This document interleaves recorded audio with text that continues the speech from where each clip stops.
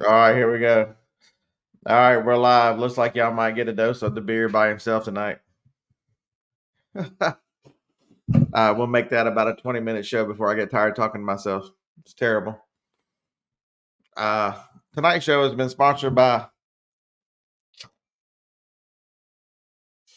yeah, Dave somewhere in Utah in the car. So, do the Mormons even have internet over there? I don't know. So, so tonight's show, the topic is going to be: we got 17 people. Hey, welcome. I put the link up there. Anybody wants to make your debut on the internet? Nobody watches this show, so come on. Um, what's the weirdest thing you found at an estate sale or yard sale? That's the topic tonight. So I was talking on John's show, and this is a 100% true story. It was listed as an estate sale / yard sale, and it's over by where Harlan's daughter lives in that area. Me and Harlan rolled up on it, and we were out in the yard, the front yard. We're buying stuff, and we go into the carport. We're buying stuff, and in the house, all the other stuff in there. And we went all to the house, and you get to the front living room. Old man is still laying there in a hospital bed. Everybody's just sitting around talking to him. That was so strange. Weird. Robbie said he found some gold teeth. Wow. A gold tooth. You must have been in Tennessee. They got a lot of tooths up there. Or Kentucky, man. I was in Kentucky in the middle of nowhere. Let's figure out where the hell I was. Starts with an H. And it's not Hazard. It was the town next to Hazard. Don't worry, we're looking. I still got my map. Hyden, Hyden. I was in Hyden, not to be confused with Hyman, Tennessee. Oh my God, that's gonna be one of those nights. Hey, I was in Columbus, Georgia last Thursday and Friday, Robbie. I was in Columbus, Georgia. I did pretty decent. Too many damn people. I had to leave. I did see a cool hot dog place, Robbie. Are you still in Columbus? It was a store and a hot dog. The hot dog place they opened and it's still been running since 1918. The little lunch counter stand. That was pretty cool. Um, so yeah, there's that. That's older than me. I'm leaving this place, right? Both my cell phones, both of them have service that says SOS. The GPS, because I mapped it, it's taking me out of there again. And don't miss, folks. If you're going into crazy places like that, you can download offline maps for Google, and so you can get out of somewhere. Kentucky's notorious for terrible cell phone reception. Now that's why a lot of people still use GPS units, and I still sell GPS units. I might want to throw mine in the car next time I go that way. Some kid comes up on a four-wheeler behind me, and he's like right on my ass. And I'm like, dude, this is an itty bitty town. You might know everybody, but I'm only going like 2-3 miles over the speed limit. My radar detector's going off. Zzz. I turn the corner to climb out of this 8-degree incline. He thought he was going to pass me. I'm going 70 up this mountain, and I'm looking at him. He's just fading away. But that's what kind of place it was. They're riding four-wheelers on the highway. I was sad. My Rite Aid is now a Walgreens. What the hell? Big, beautiful Rite Aid. Jennifer, I see you right now. I'm going to show you which Rite Aid building type it was. One of the cool, my favorite Rite Aid design.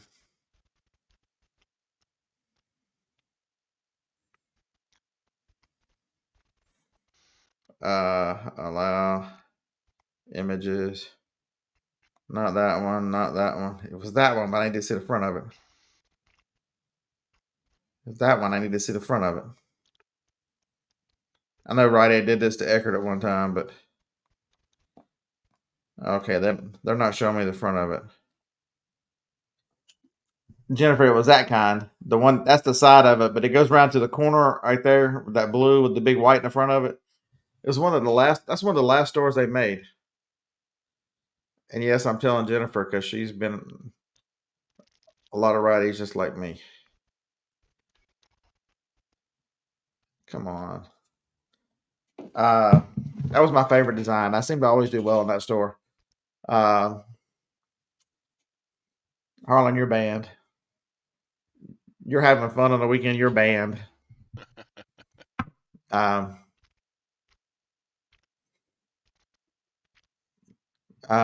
Eric, you do realize Franklin's got a lot of white in him, right? Your mic is still really low, Todd. We got to fix that tonight. Oh man, I noticed it on your show today. You can I can barely hear you, so I know everybody else can barely hear you. all right. I'm gonna You never fixed it from unplug the and last plug time. back in. You said it's that you're using the headphone. We want to hear what Todd has to say, ladies and gentlemen. Too loud in there, man. Shut up. Can you hear me now? It's no better. Is there any way to change the input or anything? I'll try.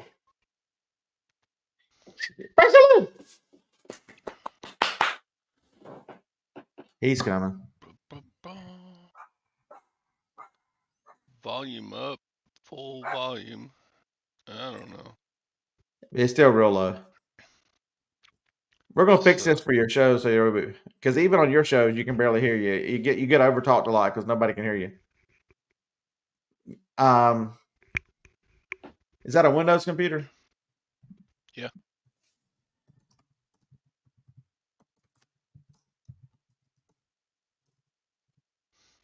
How about now? Same.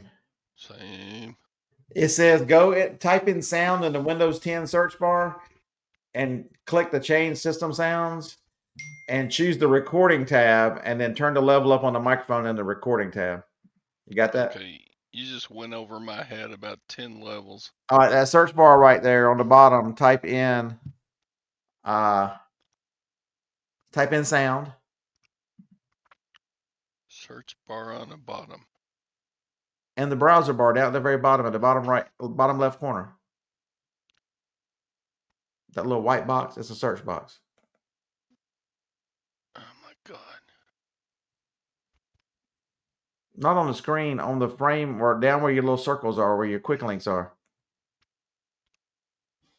Man, it's like talking to my grandparents when they were alive. Sorry. Oh, no, Jennifer, you can hear me. It's just not loud enough.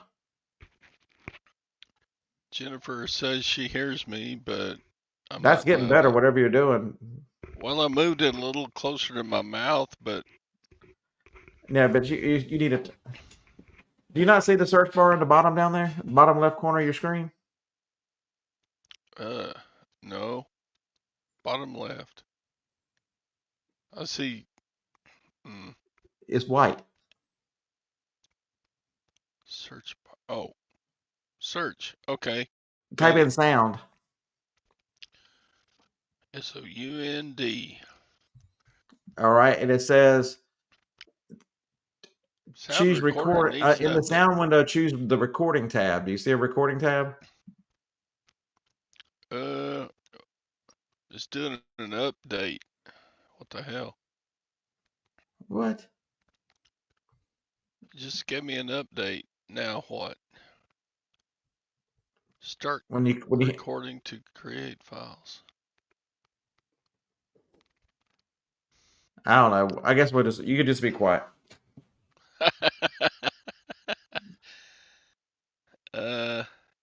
Tell Gwen you're just gonna have to yell.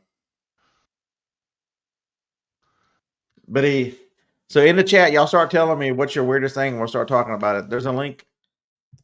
So if anybody wants to come say hello to us.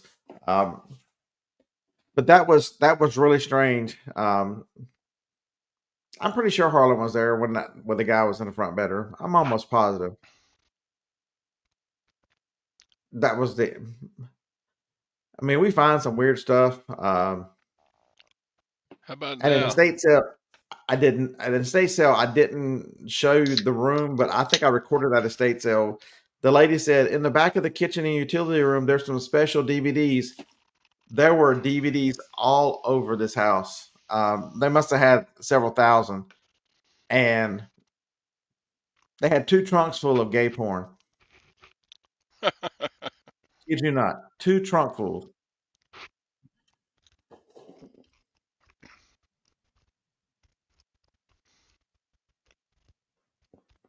Now they're saying I'm crazy. They can hear you fine. Okay.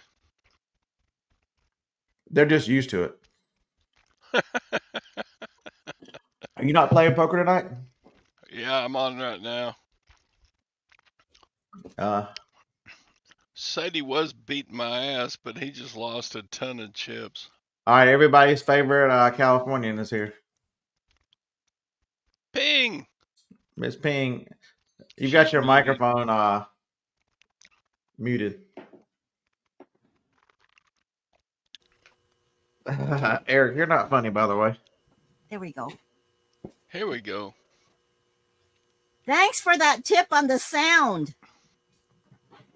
I was following along.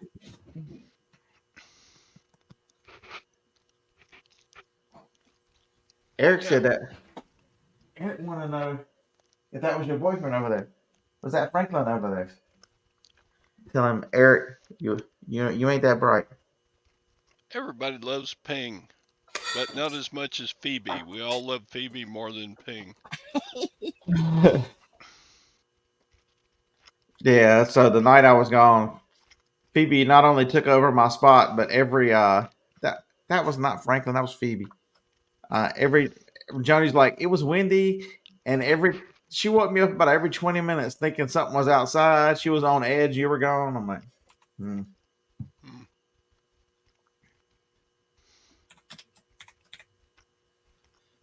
All right. That was Phoebe. Phoebe is a girl.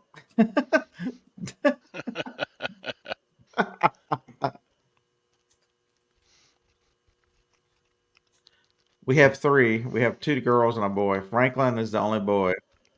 Phoebe is, oh Lord.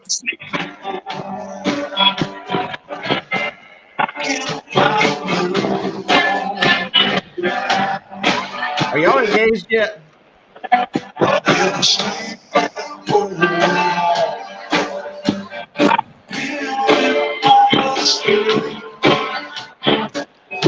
Hey, Harlan's at a country Hey, western are y'all bar. engaged yet or what? That'll make him go away. He went So away. if y'all don't know, y'all might have caught a glimpse of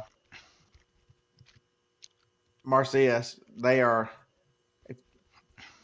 I have to look twice because in the first picture, in the pictures on her Facebook, she was blonde. When Harlan met her, she was a brunette, and now she's back to being blonde again. So yeah,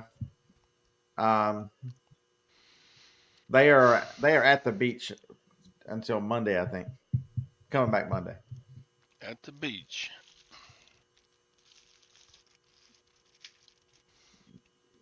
So he has to have fun for us. Because I left town, and what did I do? I went to Kentucky, for God's sakes.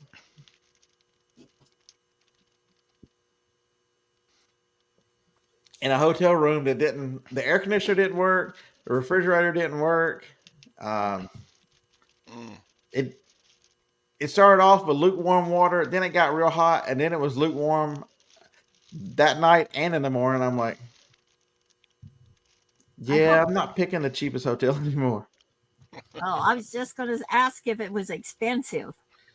It was a quality inn. It had 4 stars. I mean, it was okay. It was clean, and it was a king size room with like an office, and it was, but it was just you expect the air conditioner because most rooms. Come here, buddy. Come here. Come here. You don't want to. Yeah. What are you doing? All right, Eric. Does he look anything like those back there? You see all the white in his boy? Ah, pretty doggy. Ain't that right, buddy? So you don't look like them stuffed ones back there, do you, buddy? Not a bit, do you? So Franklin is he's like a year and a half old. That much, that hard of a life you live. Are they the same breed or from the same litter? Yes and no. They are the same breed. They're both dachshunds, but they are.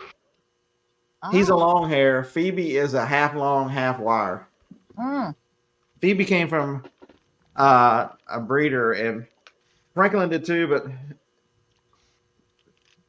Joni's. So I don't know if y'all believe like this or not. Joni, we had a dog named Phoenix, and Phoenix was a wire hair, the color she'd always wanted.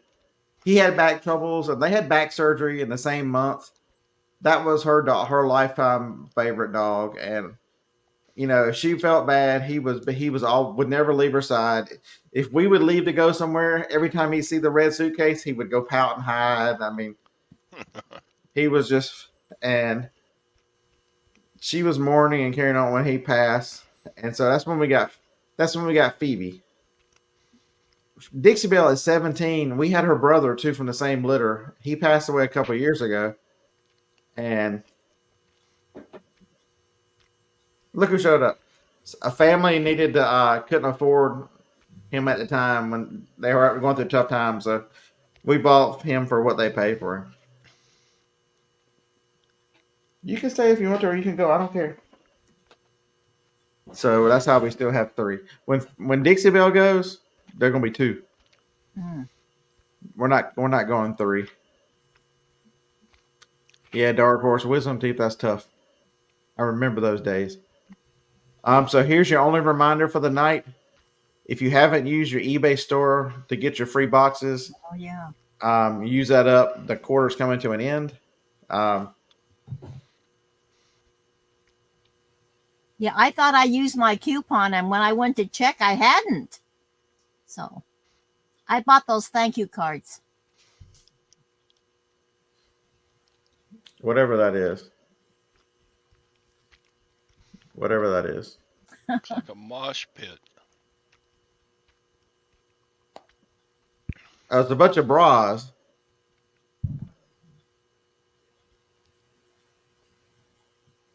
What the heck?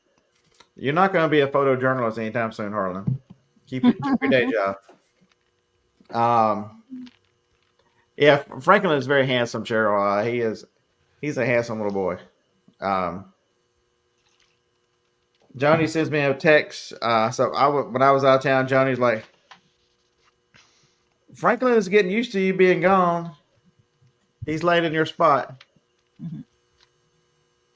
That's the life these two live. He was really worried.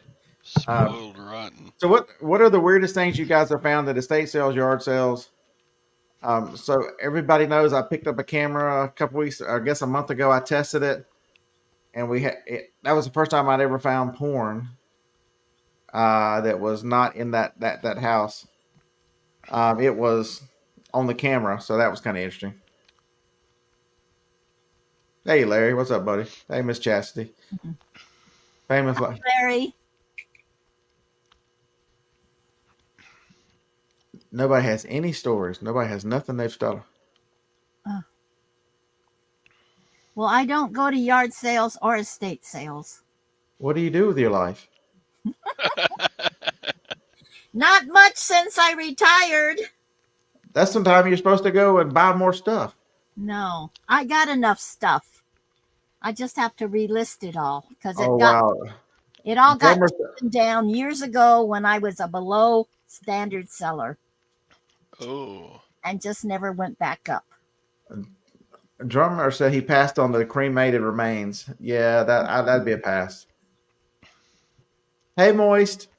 Oh, hi, Jenna. Moisture. Moreover than us, we don't find as much weird stuff. We find just very unusual. Hey, Jennifer, can I show them your picture from today? Jennifer sends me a picture. I'm going to do it anyway.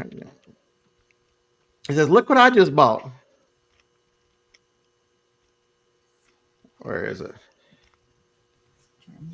Is it a lamp? Ooh. That's what she bought today. It's creepier than a doll with creepy. Mm. He's got kind of a weird look on his face. Hmm. Is that an American Indian? On I'm assuming drugs. that's what it is. Looks to me, yeah. Especially with the outfit he's got on, it looks like, I think it's a carving of some sort. We see a lot of stuff we don't know what it is and never seen it before, but I don't know that I classify it as weird. That estate sale was just the creepiest one. Um,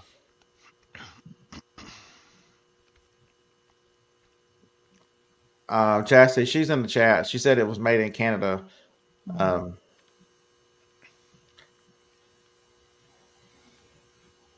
but it's some of the strangest stuff to sell.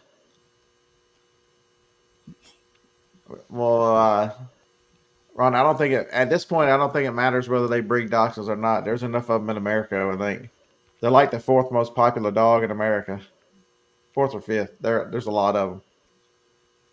We've had a lot of them. So these three are numbers 6, 7, and 8. We've been together 35 years, or I think we met in 1988, whatever that is. And we got our first one in Oscar, I think in 94. And Oscar was always by himself.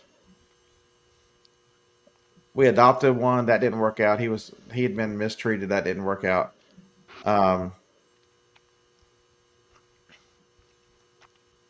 Yeah. And my mother's had them too. My mother's had 5 or 6. You were only 10 in 1988. So I was a sophomore at Alabama, and Joni was a freshman at Alabama in 1988 when we met.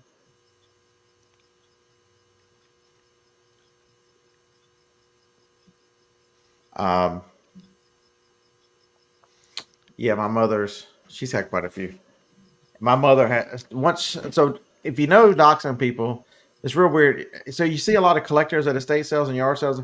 So when mother started having dachshunds, she's older now. I talked to her the other night. She turned 78 this year. She swears she's not having another one because she's like, it'll outlive me. I'm not having another one. I bet if she's got one, she's got 600 or 700 dachshund figurines all over her house still, all everywhere. Everything is a dachshund at mother's house. Look at the Facebook picture you sent me. All right.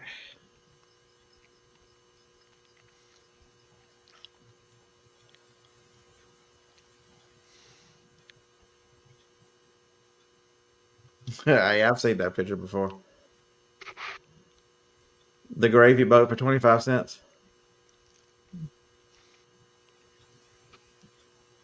In case you can't see it very well, it's a urinal. That's for a hospital. I've seen that one.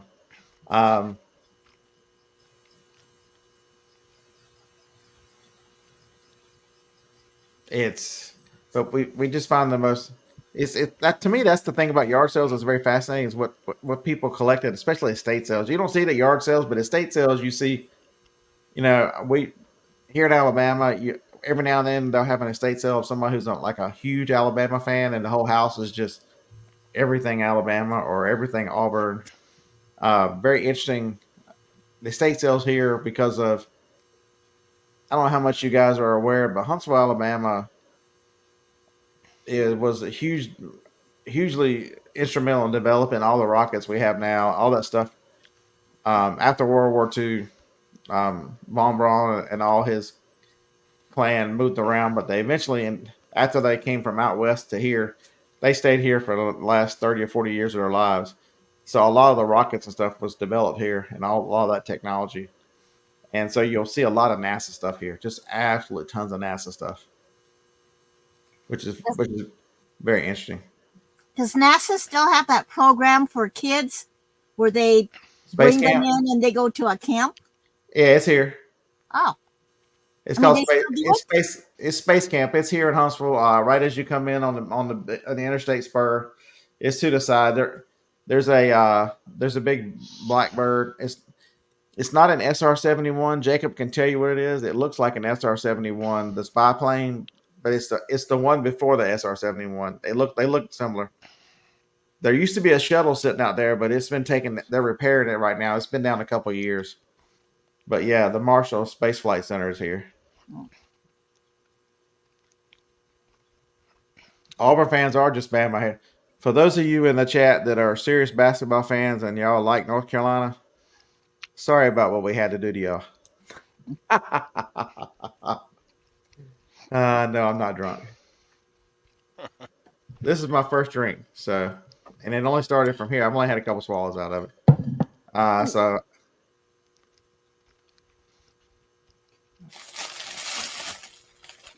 I was figuring Dave was going to be joining me drinking, but I forgot Dave's on the road. But it's absolutely fascinating. That's the attraction for me to estate sales. I don't necessarily think of it as somebody has passed on. It's just being able to see the things that matter to other.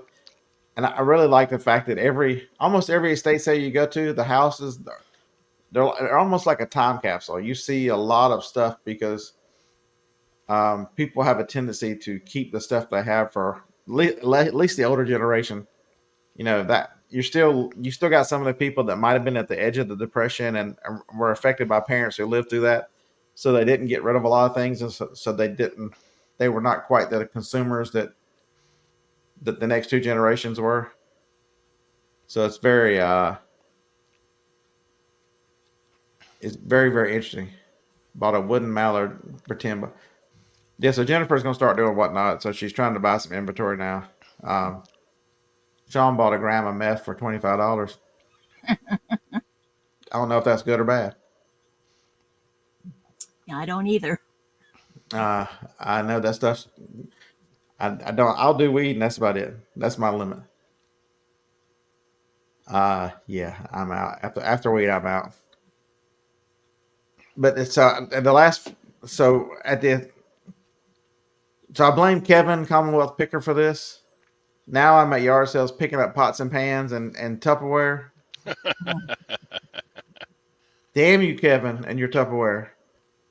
Damn Kevin. So I was at a lady's house. She was selling her mother-in-law's stuff, and so they had a huge moving box full of Tupperware. So I bought all that for $25 just to run through our auction. And the strainer sold last night for $27.50. So and then a couple of sold. So I'm already in the money. I mean, I've already passed. I mean, I've already profited, and I've got more to sell. But now he's got me looking at pots and pans. So I bought. I asked the lady how much were the pans, and she said, "That's a really nice set. I think my mother-in-law bought them at a party back in the late 70s, early 80s. I think she paid $800 for those things. She sold them to me for $25.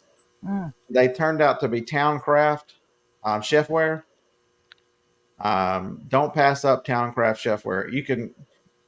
It has it inscribed on the side of it what it is. It's hard to see. And then I picked up a yard sale last week, and I picked up a 5-quart with a lid of something else. It was worth $80 too, whatever it was. It was inscribed on the side of it. It was Kitchen Queen. Yeah, Kitchen Queen. That's another. I'm learning this stuff. And then Tracy and I went to. So Tracy and I finally made it back to Wings for the first time in a month. I wasn't traveling on a Tuesday, and Tracy and I always stop by the thrift store on the way. And because it's Old People Day, we get 25% off. We'd already made the rounds through, and I'm like, let me check the kitchen one more time before we leave. And there was a pot, there was a pan sitting there. I think it's like an 7 or 8 inch skillet with the lid. Turned out that was Salad Master. Look up the price of Salad Master if you want to know something. That's a good brand. That pot with the lid on it was $80. They've actually got numbers on it. It was like a T something 304 or something to that effect. Let me look it up. So I blame all this on Kevin.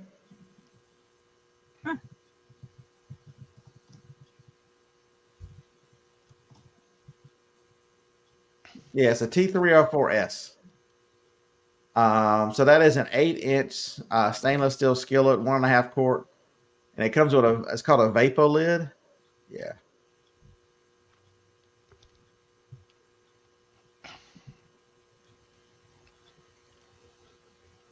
Yeah, a lot of people have got it in the 30s to 50s, but they're complete as for 70s to 80s. I only paid $2.25 for it.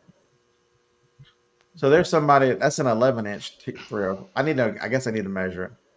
The smaller one, 54. I need to figure out which one of the ones I've got. Yeah, I stopped cooking, so I'm thinking of selling my Calphalon. Oh, Calphalon's good. That's a Yeah. good thing. And maybe sell my Cutco knives too. Oh, I'll buy them. Right So now, I'm only using the steak knives. So did you stop cooking because it's just you? Yep. It's too much. Well, I really didn't care to cook, period. And especially now that it's just me. So, yep. I eat those frozen entrees that you buy in the grocery store. That works. Jennifer, the Coleman grill. So she's asking about. So I bought one of those big Coleman grills. I've got. Did I have the video? I don't know if that was the week I had the camera on. I gave $20. No, I did not. So I gave $20 for it. It had the stand. It had the extra grates. It had a propane tank with it. It's up there right now, Jennifer. So it's running right now. So it's about, with the stand and everything, I think it's about 215, 220. It was in pretty decent shape. It had one little spot on the top of the lid where the enamel paint is off, but other than that, it looks really nice. I took some cleaner and wiped everything off so it made it look nice. But I've got that up there. I've also got a Blackstone, the electric skillet. It's like the 8,000 model. What did I get? I gave 60 for it. The lady had only used it once. So hopefully I'll do okay with that. It's worth about 160. I just didn't want to ship it. I'm trying to get out of the big. I think there's an opportunity to make some money there, so I'll risk it at the auction. I mean, it is clean. It is beautiful. I just wiped it off with a glass cleaner to make the top look like it's no fingerprints. But it's amazing. A yard sale. People that go to a yard sale and say there's nothing there, I can't find anything. It's amazing what you have to know. Absolutely amazing. The stuff that me and Harlan pick up, and we pick up completely different stuff. It is. I mean, the van was 3/4 full when we got home the other day. Well, I'm glad I see I'm not the only one that hates to cook. No, you're not the only one. When my kids were taking swimming lessons, a bunch of us mothers are sitting there watching our kids in the water with the instructor. And we're exchanging recipes for something quick that doesn't take a whole lot of prep. That was great. Because we all hated to cook. Yeah, the skillet will sell. It's in great condition. Yeah, Jennifer's idea of cooking is which restaurant is she ordering DoorDash from?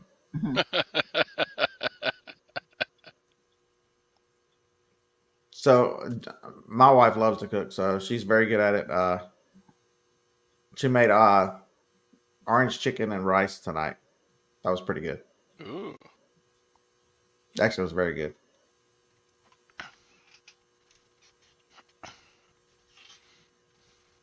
Hey, Lisa, you're better late. No worries. Today's been kind of a rest day. The one thing, so down in the description below, I haven't done it yet, but my address and email are down there, so it's not too late to shop. My birthday is next Tuesday, so if y'all need to do that, go ahead and get that in. Easter's I'll accept late presents. I won't even hold it against you. So as I turn 55 this next week, the one thing I've noticed is, 55? I yeah, I'll thought be you were 55. much older. So that's Tom. Come on. It's the ride I seem to be tireder when I get home. I mean, so that Thursday, Friday, or Wednesday, Thursday was it. I had to fill the van up. It started full, and I had to fill it up twice. So it's got a 400-mile range. So I probably drove 650 miles in those 2 days, Mm. and 94 to 97 stops somewhere in that, depending on, I lost track because I add some, because I'll be going somewhere and I'll go, oh, that looks pretty cool, and I'll stop there.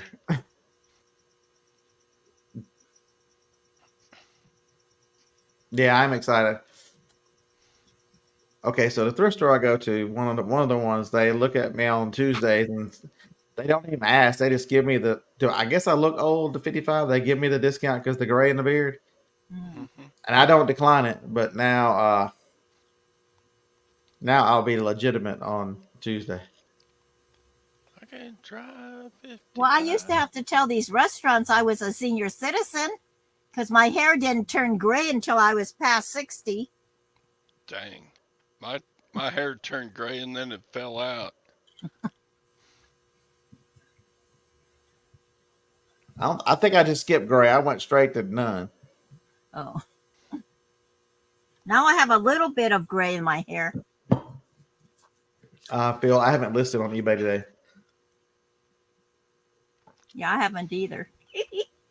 So I put my brake pads on the van were not great. So the ones I just replaced. So instead of listing, we recorded a podcast today, so I had to do that. And I decided instead of going to the estate sales that it was more important to not listen to those brakes squeal anymore and make sounds. And so I did mechanic work today. Mm.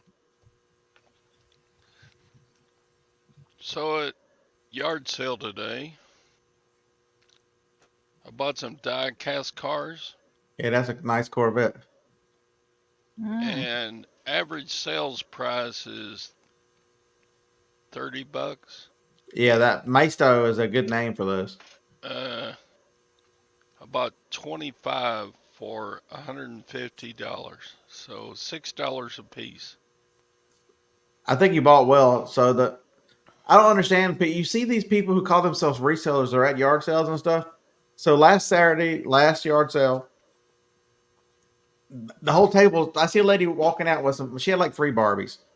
And so we're looking around and I bought some things, and I asked her how much are the Barbies, and she said they're 5 a piece, except for the ones in this bin over here that I have to have a little more for those. And I'm like, okay.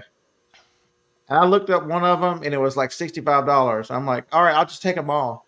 She's like, what about the other ones? I'm like, what is a little more? She goes, there were like 7 or 8 of them. She said, I would need 50 for just the whole group of them. I'm like, so it made them like $7. I ended up with $170 or $80 worth of Barbies. I mean, I bought a bunch of them. New Barbies in the box have great value. Mm-hmm. 10 of the ones I bought were over $65. I took 13 to the auction because anything that was less than $30 or less, I took to the auction because up there they do decent, and I figured it was not worth my trouble to ship them and carry on, and maybe they get damaged just for the cheaper ones. And how many people pass by all those things? It was like 10:30. There was nobody. There was that one person there. When me and Harlan got there, we were the only ones there. I think I ended up spending like a total of like $220 at that auction. I mean that yard sale. Mm. It was so much that I had to make 3 trips to the car, and Harlan made 2 for me. Mm. That's how much stuff I bought.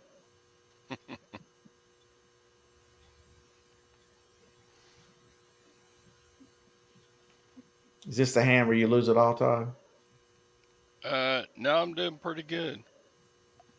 I'm 47 out of 364. You know, a lot of people, there's a huge, in the reselling game, there's a huge thing. Should should you niche down or should you be an everything seller? And each one of them has pros and cons. But if you love, so what is that? Yeah. Mm. 47th out of 364. That's not bad. Is Larry lost yet? Yeah, he's out. He was Larry, doing you're good. 100% correct, buddy. And um, the I'll get to the other comment thought in a second, but the Barbie movie, it's amazing.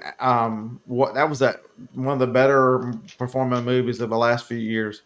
It's amazing what a popular film will do for the memorabilia. It's one of those where it lifts the rising tide lifts all boats or whatever. It's old Barbie, new. There was a Barbie collection at the estate sale that ended today or yesterday. It was today, Friday. That on the pre-sale they got $1,500 for one Barbie. Mm. God. There's no telling. I mean, there were a bunch of them that were pre-sold 70, 80 in the hundreds, and they had tons of them. Yeah, I know Barbie's Lag's favorite movie. I can't believe, but Lag, what are you doing up so late? Your mom didn't give you warm milk and cookies and send you to bed? My daughter saw that movie twice. Oh, wow. Once Wow. with her kids and then once with her girlfriends. It was a huge moneymaker. Yeah.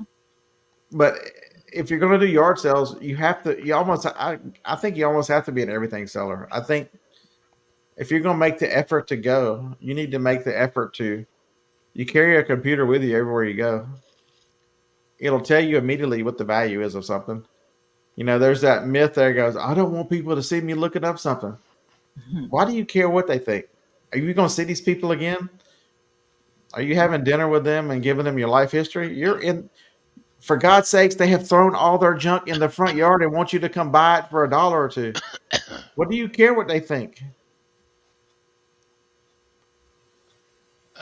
Niche sellers baffle me because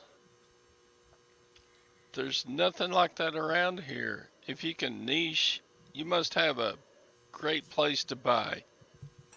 Hey, Don. Yes. I mean, I have great sources for all kinds of crap, from boots to cars. What? Why Folks, would I I tell you niche this. down? I've been in some stores and I told people what I do on this last trip, and Jennifer has been on the phone with me because she's on here. She's like, "You don't even care. You'll just tell them." I'm like, "I don't care." Most people are amazed at that they want to know. Can you really make a living at it? How long you've been?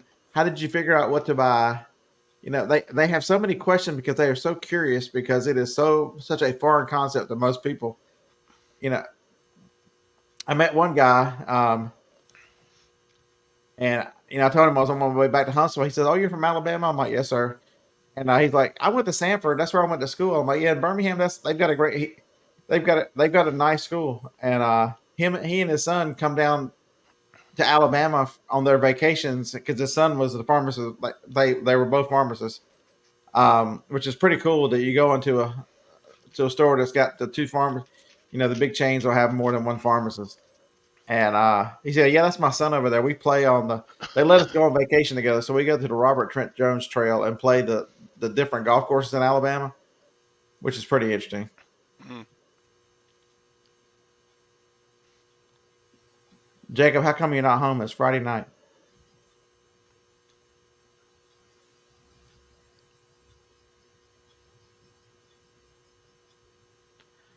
So Jay says, when people ask, I tell them why I'm looking up their stuff. Yeah, they don't care. For the most part, they want it gone. They've got it in their yard for a reason. They don't value it.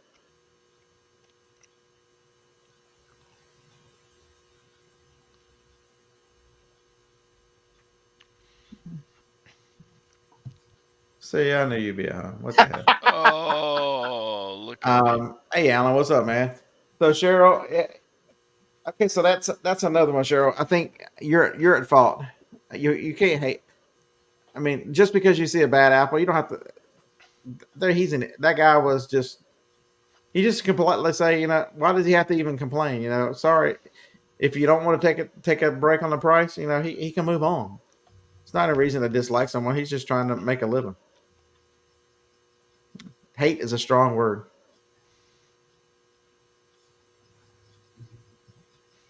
Screw chicken wings. Mm-hmm. Those are fighting words, Phil. Just some that are jerks. Okay. Well, just say you can dislike jerks. They're jerks everywhere. Sorry. There is the reselling field does not have an exclusive license on jerks. I can promise you. True. They're everywhere. Yeah.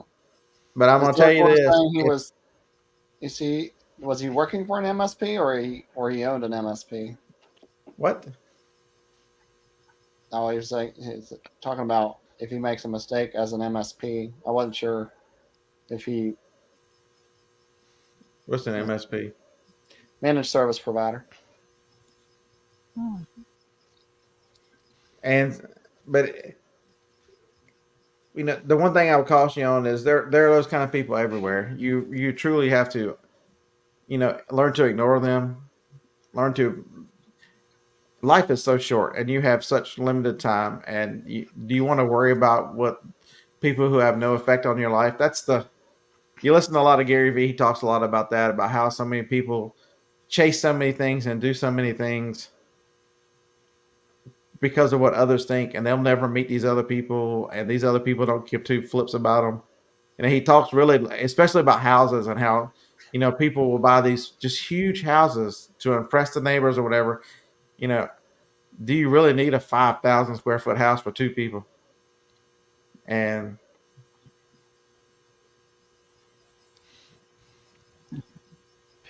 Ping does. What? You need It's a 5,000. 3-bedroom house. That's filled with stuff. I know we know where Ping lives. If she sold that house, she'd probably make a lot of money, but then she can't replace it. She'd have to move. That's right. You're gonna catch 22. It's worth a lot of money, but you don't want to move. Oh, let me take this call. Yeah, she's got a new offer on her home. Oh. I got you. Go ahead. We muted for her. Because reselling is tough. Life is tough in general. And it is you see some people so worried and so upset about what others think. And God, if I was like that, I never would have started a YouTube channel. All right, so I'm an introvert. I just don't like talking to people. But it's not that I care what they think. Amazon Seller 99, that is a landline.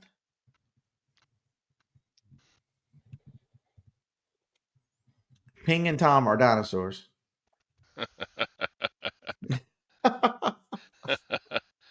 Gotta love them.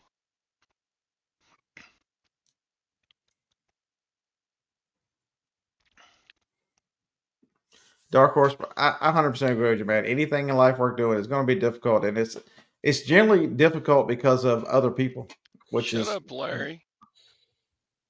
I don't have a landline. Are you that modern, Todd? You don't have a landline? I'm modern for holy hell. Next thing, here's the next question. Do you still have cable TV? No. Oh my, folks! If Todd can cut the cords, y'all should all cut the cords. That's right. Streaming, baby, streaming. That's right.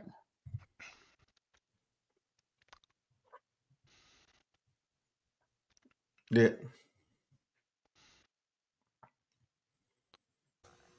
Roku is the bomb.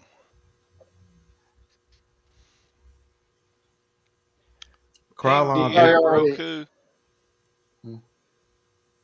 What is it? What did you say, Todd? I said, Ping, do you have Roku?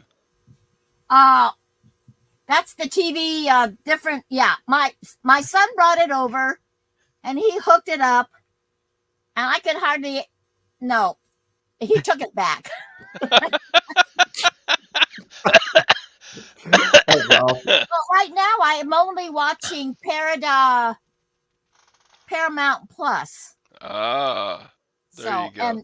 but I do have the Amazon Prime Video. Oh, there you go. So so between the two of them, I don't need the Roku. That's all you need. That's all you need. Yeah. And I'm doing the whole CSI. I watched all of them, and I'm starting over. Oh. So they want to know: is your phone push button or is it rotary? Oh, my phone? It's push button. There you go. So she's not that. She doesn't have that 70. That was the worst thing as a childhood. That if you were not a child of the 60s, 70s, and 80s, you don't realize what it was to get a wrong number or not get all the way around and have to start all the way over again. That was the pits. It was terrible. I could dial my girlfriend's number,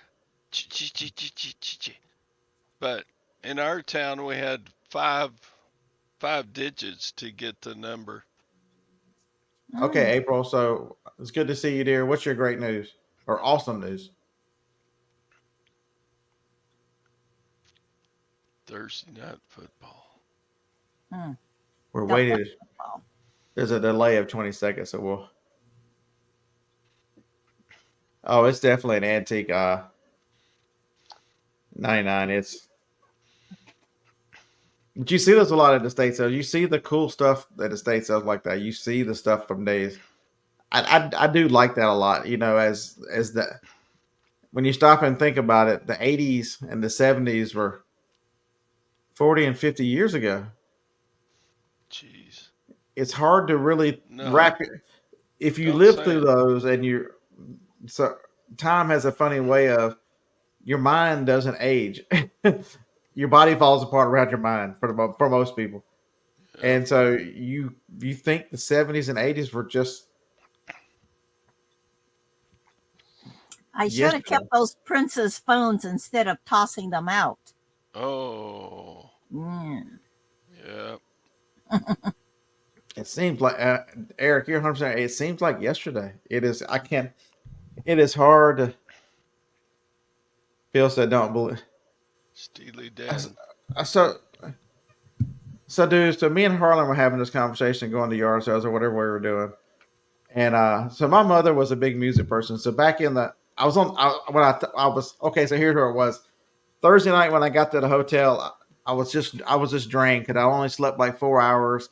I spent the whole day. I'd spent the 44 stops, and 300 some miles in the car, and I'm laid in the hotel room and. We're talking about the auction, and I'm so tired. I turned the TV on because I just need some noise in the room. I don't really watch TV, and somebody had left it on the music channels. On the hotel had some music channels, and it was set on the 70s, or it was set on not 70s. It was set on yacht rock, and I never turned it. And I started asking Harlan, you ever heard this song? No. You ever heard this song?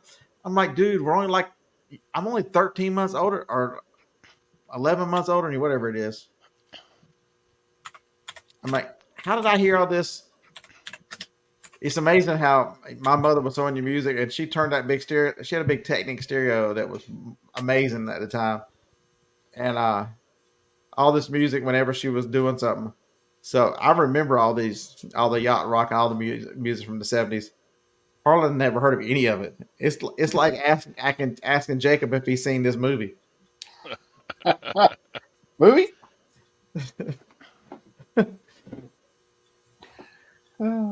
Okay, so somebody has a loud screech or high pitched sound on one of their mics. Did I miss what April had to say? Loud April, you can't just tell us you got great news, awesome news, and then not tell us what it is. I don't hear it, Jake. What are you talking about? It's probably on that frequency that certain, have you ever done that hearing test where as it pitches that usually people over a certain age can't hear it? Yeah, that's me. That's probably why. Sorry, Jake. You're just too young for me. I hear you. I'll still hang out. So are you one of these people, Jacob, that hears the hum or whatever they call it? That's what it is. That's what it sounds like. If somebody has something in the background and it's picking it up. I watched a video about that the other day. This guy was I don't know if he was an audiologist, but he was some kind of something, and they tracked it all over. And one of the leading candidates is it might be water moving through pipes. Do you hear that hum now? Let me mute and tell me if you still hear it, because I think it must be me.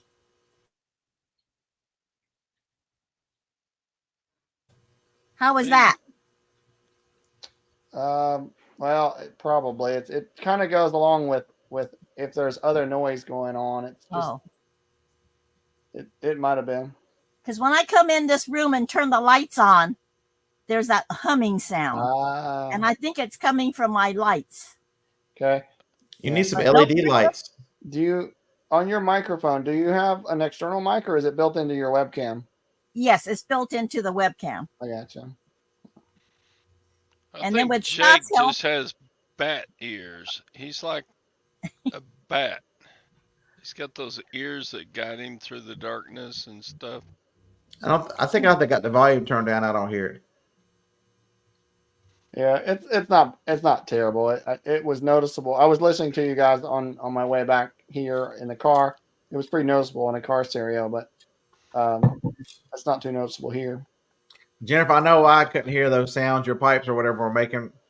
Remember, in your iPhone, you've got the noise cancellation on the microphone, so it won't. It's designed not to pick up those noises. Sorry, Jake, if it's me, but kiss my ass, you young punk. I did not, April.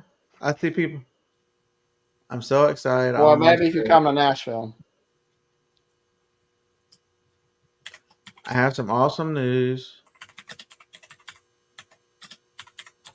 It must not have been picked up by StreamYard, because I did not see it on StreamYard. View on YouTube. Well,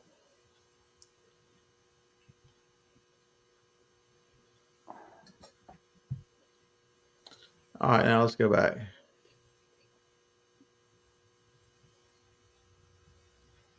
Oh, 4 subs away from 1,000. It did not show up on StreamYard. That's weird. So weird. Well, congratulations. That is awesome. All right, 4 people. Click on her name and follow her so she can get over 1,000. Mm-hmm. I would do it, but I'm already there.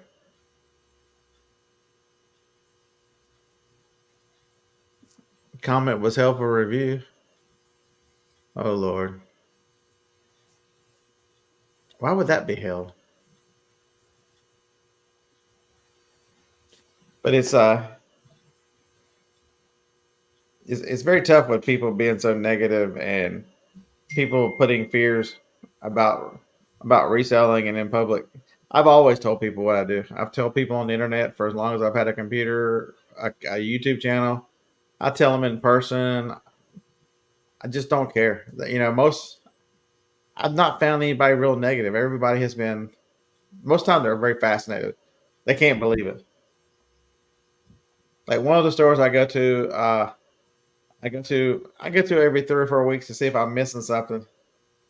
And first I see the lady cashier walks in, she smiles and she's like, "What are you hunting for today?" So Joni, one of the places Johnny goes, the guy who runs the store, like, if I can ever order anything for you, just let me know. I'll be more than happy to order for you, folks. You can make connections if people know. How are people ever going to help you out if you don't tell them what you do?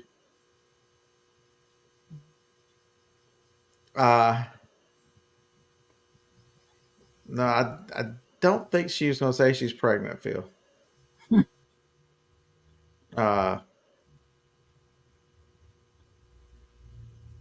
It's just good to see you tonight, April. I know you've had some health issues lately, so I'm glad you're here tonight. Hopefully you're on the mend and feeling better. All right, so you're there now. Nice. Boom, boom. Mike says he generally didn't offer, but if he asks, he'll tell him.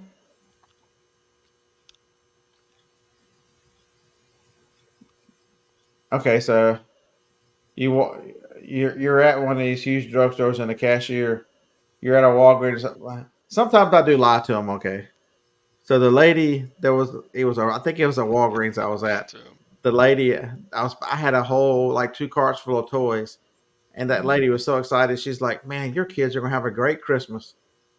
And I'm like, "Yeah, but it's all the baby mamas." And she looked at me. She's like, "How many kids you got?" I'm like, 12. I'm like, and 9 baby mamas. And you should have seen the look on her face. And I played it for a while. Uh, I need some of those glasses that'll record because that would be going back in the hospital next week. Hopefully they'll get you solved. And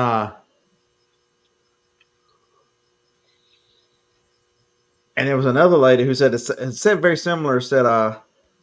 Said looks like your kids are gonna have a great Christmas. And I told that lady with a straight face, I'm like, "What do you mean?" She goes, "You got all these toys for your kids." I'm like, "It's not Christmas yet. They hadn't earned these things yet. If they're bad between here and Christmas, I'm buying these on a discount.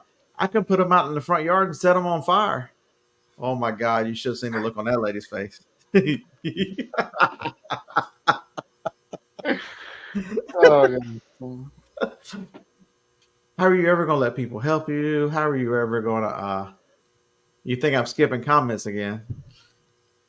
That would be you, John. I don't read the comment. Well, okay, I read the comments, but I don't read them like you read them. See, Lisa says she's got too many family members. Give her thing. So, Lisa, so here's my advice for all that. If somebody wants to give you something, you just need to buy it from them and be done with it. You know, I don't believe in consignment. That's too much difficulty and cost because people don't understand. You know, half the fees and half the fees are out and ship. All that is it's much easier to say. You know, treat it almost like a yard sale. Say, hey, what do you want for it? And then you sell it. Mm-hmm. Roman, is that right, Todd? You're coming to Nashville now? No, I got too much going on. Roman said you were coming. Roman, are you coming to Nashville? Oh, Roman goes to lies. everything. Roman, are you and your giant twin coming to Nashville? Giant twin. Y'all don't realize how big he is. Roman? No, not Roman. The other Rusky. Oh, Paul. Paul. Oh. Yes, Jennifer. Roman is anytime picker.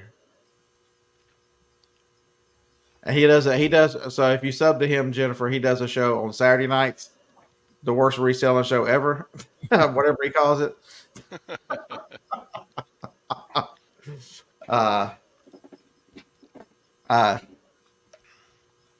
Okay, so Lissa, I was kidding with you in the chat. I didn't unplug the guy's machines in order to test a radio, but it was a true story that he was in the front room with some family and people talking to him while they were selling all the stuff. It was another one of those. Somebody mentioned in John's chat, they were trying to raise some money for. I don't know if it was equipment. I can't remember if it was equipment or if they needed the house to clear because they were going to sell the house, and so that because they were going to move him into like assisted living or whatever. So they needed the funds that needed to sell the house. It's called the worst resale show on the planet. See, there you go, and the Earth and the rest of the galaxy. There you go. I was close. No, Dave is in somewhere in Utah driving in the snow.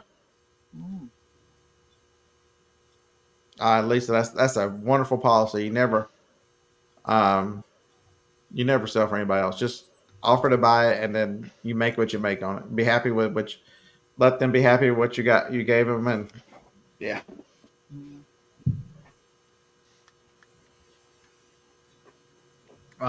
Yeah. Roman makes it perfect. I don't know if I'd call y'all the most unprofessional. Y'all laugh and joke and have a good time. And y'all are generally respectful, so it's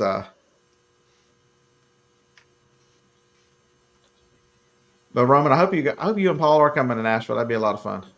So if you don't know what I'm talking about, we're only a month away from the Nashville meetup. You get to meet me, you get to meet Jacob, you get to meet Jennifer, Harlan's new wife. That's a reason to come right there. Paul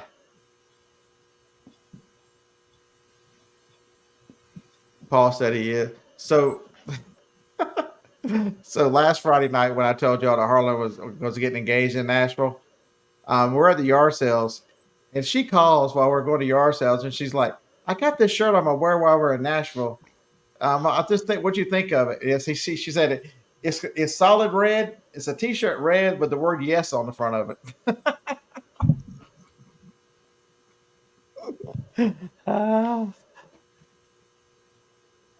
And then I told her, I'm like, y'all are already engaged because you gave Harlan a ring.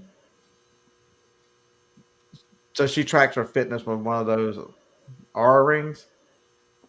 And so Harlan has one of those R rings now. Do you know anything about those, Jacob? Are they pretty solid? What was the question? The R rings? Aura or Arlo? Aura. I don't know anything about those now. They give you a little more information than like the watches do. Just what I've read and I've heard people talking. I haven't researched them. I just know in passing. They're better than willow twigs. Yeah, and I'm writing a book back to a guy that's demanding that I give him a phone call right now about renting a unit.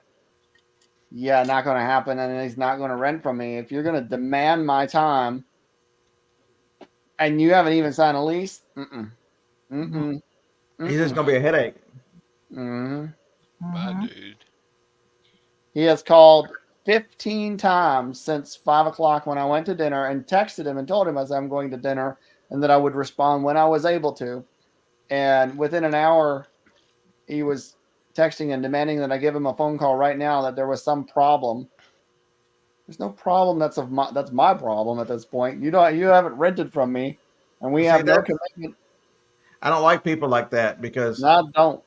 And a lack of planning on your part does not constitute an emergency on mine. That's one of my favorite sayings. That's right. And there could not have possibly been any emergency of any kind. He's not looking for a place till May 1st. So I'm pretty much just calling him out on it. I was like, your behavior has caused me to decide that I will not rent to you, nor will this other person who I was negotiating on behalf of as well. Don't contact us. And if you do, it's harassment.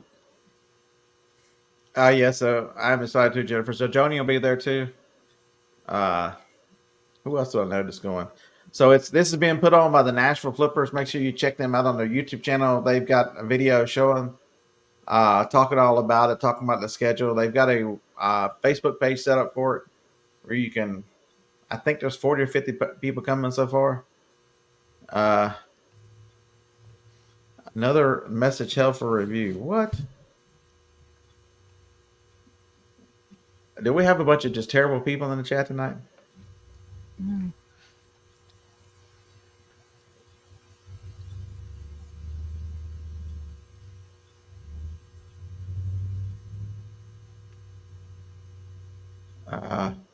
Oh well.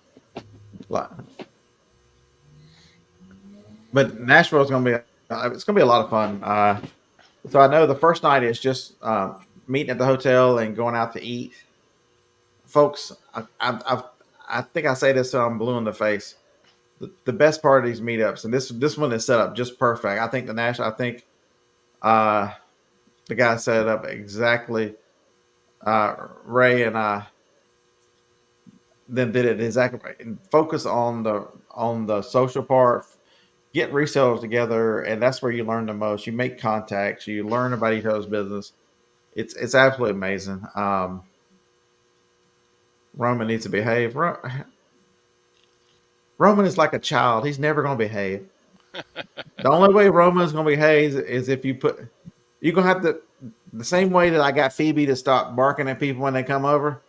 Every time somebody comes over, I put the bark collar on her. You're gonna have to put some kind of bark collar on Roman, and every time he starts acting up, you're gonna have to shock him.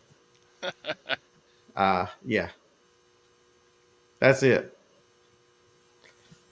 Roman, you've passed it. There's a certain age, Roman. Once you pass it and you haven't grown up, you don't have to. It's a rule, and I refuse to. So there you go.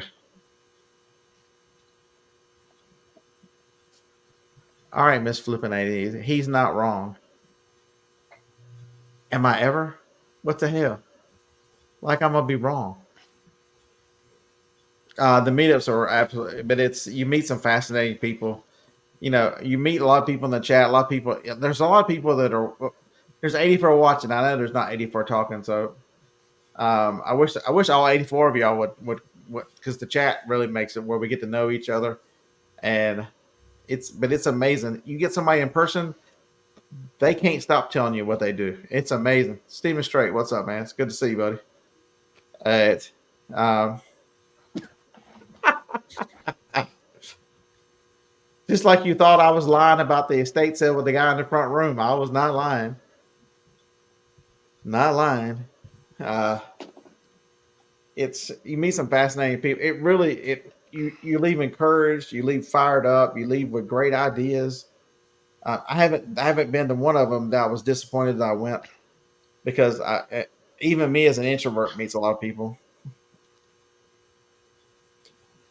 and I've not met bad people. I've met it's just like real life. You meet a lot of really nice, really good people. There's nobody that I left thinking, man, that's a son of a bitch. Except for Jacob. I thought that a lot. Just seeing if you were paying attention or if you were still texting. Oh, I finished it. Boom. I typed it and sent it. I remain professional, but I basically told him do not contact me. Yeah, because they forget not only do you represent yourself, but you represent quite a few units. That's exactly right. And I also have begun the starting of an association. You're also in a group that you can add his name to a list not to rent to.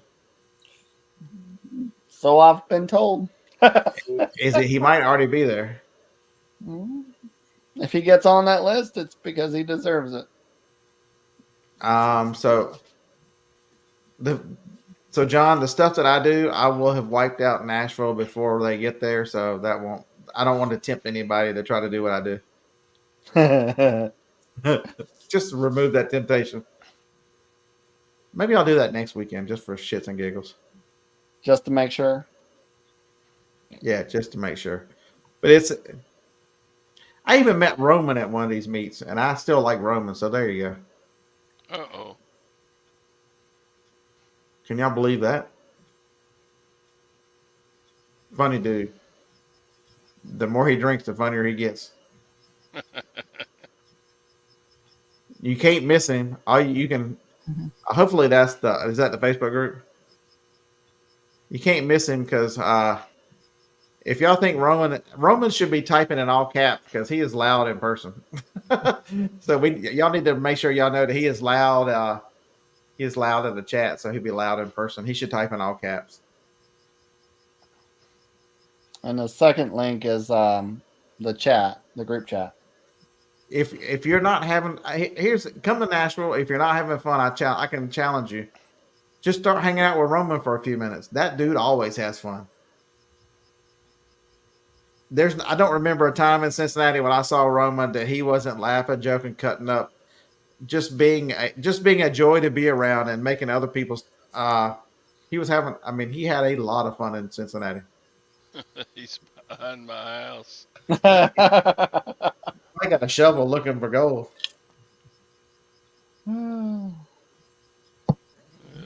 But last night, what are John and Jenna doing? Jenna, did you go bowling last night with John? I'm assuming you did.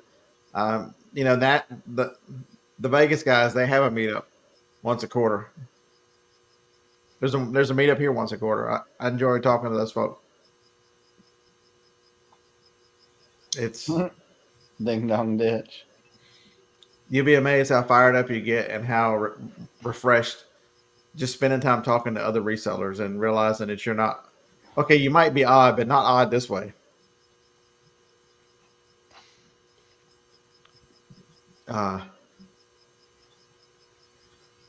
And then plus people are going to the bins and to the, it's that's another fascinating part. When people come back Saturday afternoon and they've been to I'm going to yard sales and the flea market.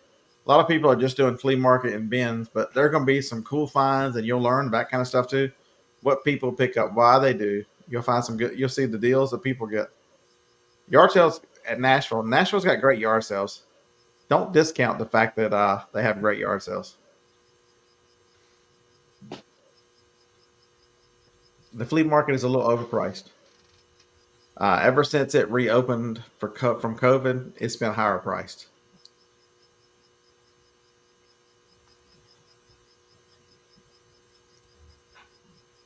Roman can hide for 2 hours without food and water.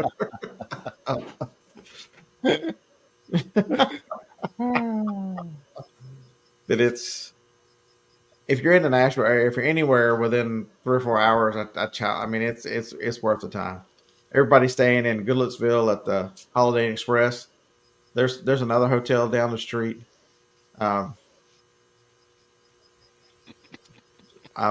It's all business. You can write it all off. I'm not a tax accountant. I don't play one on TV, but I know that's a write off. What better vacation or fun that go have and spend a weekend and have Uncle Sam let you write off.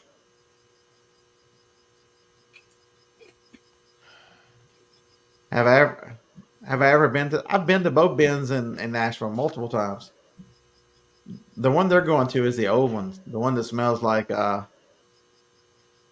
Okay, so if you decided you wanted to ride your bike from one side of the country to the other, and you didn't take a bath the whole time, and then you went and sniffed the bike seat, that's what those bins smell like.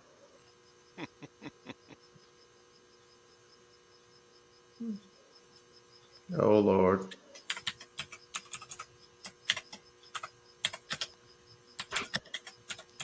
Larry, did you lose out already? Is Todd beating you again tonight? I'm almost out. Well, maybe not.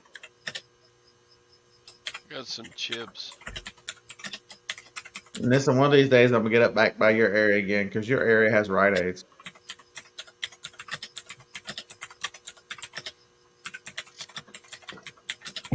That's some loud tapping, Ping. You got one of those clicky keyboards. Mm-hmm. That's the reason I bought it. I got it for $3 at one of these bin stores. Oh, you overpaid. Then I found out it's a gaming keyboard. Oh. So it lights up. So Ping answered your question, Chad. Do I have to call you Chad, or can I just call you Chad? We're gonna settle on Chad. I'm telling you right now, I am an introvert. I don't know why it works that I talk on YouTube. I don't get it. But yes, these people who know me in person can tell you, Jennifer, tell them I'm an introvert. You're the extrovert. You'll go talk to anybody. I'll stand around and talk to nobody. Yeah. Yes, ask I don't Jacob. Go up with people either. Ask Jacob. Ask Roman. I was standing there talking to nobody, and Roman made me talk to him. I didn't even want to talk to Roman. He made me talk to him.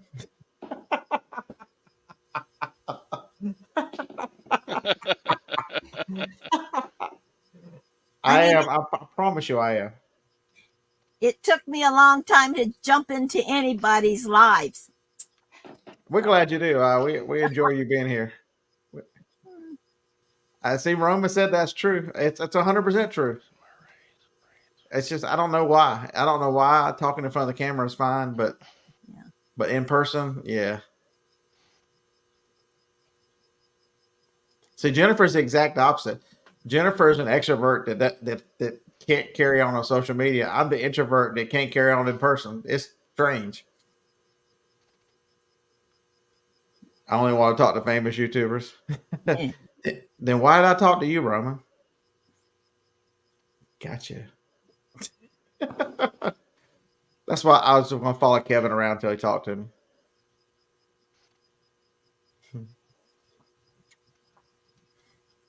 Listen, that's true. If you don't talk to Roman, he will kidnap you and put you in a hotel room and torture you with something until you talk to him. You'll look around and you go, "Where's so and so? Where's Roman? Oh damn, he's got another victim."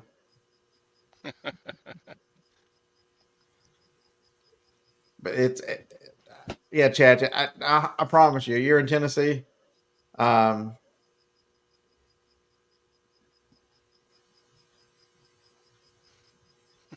You're Tennessee, Chad. Oh shit,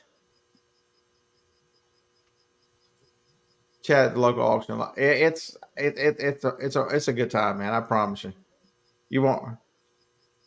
Okay, so if you don't have a good time and you don't enjoy it, Chad, I'll refund you your cost of admission.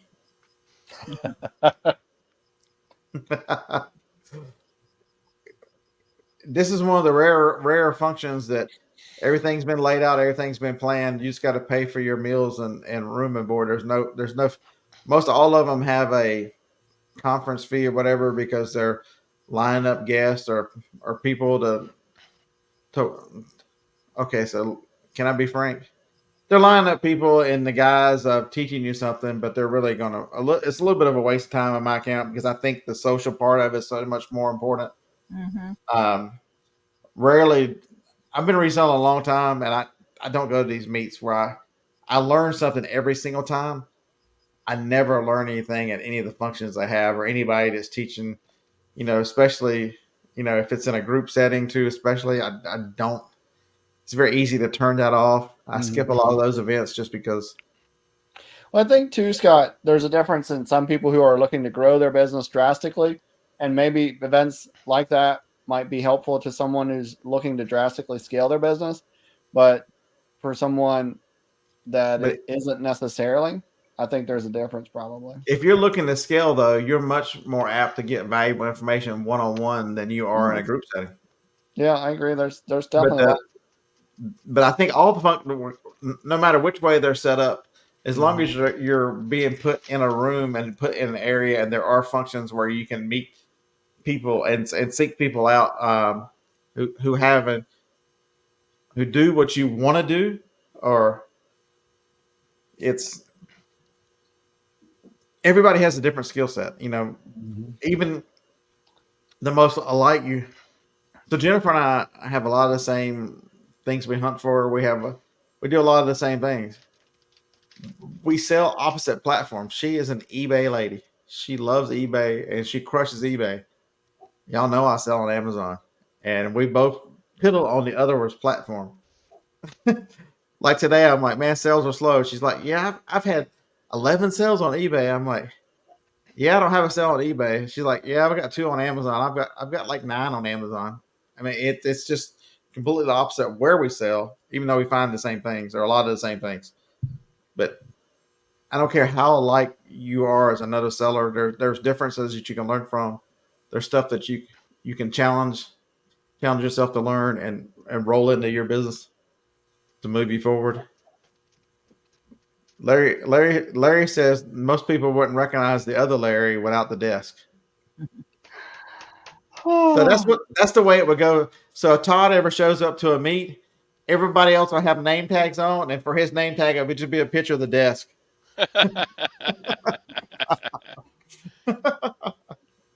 Young punks, leave me alone. This guy apparently doesn't get it. What, he's still texting you? Yeah, now he's threatening to take me to court because I interfered with him having a place to rent. Oh, you interfered with his. Have we not reached the point where we're blocking him yet? I don't block. About it. I don't block. I just ignore. I just mute the calls. They'll go to voicemail. Oh. Speaking of that, I need to reset my. Tough being a slumlord. It is. He means nothing. I mean, I don't get where people like that think threatening is going to get their way. Jeez. Right. It's like, okay, part of what he said, I'll just read. It was a big, long barrage, but he says, I expect you, since you interfered, to find me a place by May 15th. Hey, Mark, I don't thank you care so what much. you expect. Thank you for the super chat, bro. I appreciate that. You don't have to do that. I enjoy talking to the computer. I don't have to see anybody here, so I'm good. Um, I consider everybody in the chat, so many of them are the same people over and over. Hopefully, I'll meet everybody by one day, but I consider each one of your friends. It's this day and age is kind of strange. So, whoever thought growing up that this is what was going to? And the scary thing is really when you're the book that I've got to finish reading before I time out of the library is the thought of what has happened in the last 30 years. Thinking, man, you never thought that would happen. What's going to happen in the next 30 is amazing.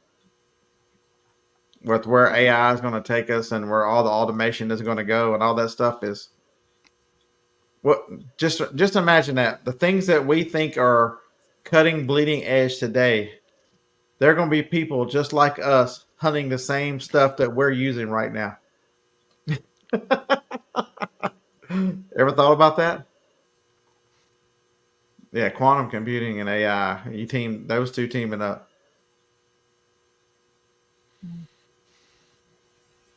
Yeah, Nick Picker, that's exactly what would happen. Okay, Larry, let's go.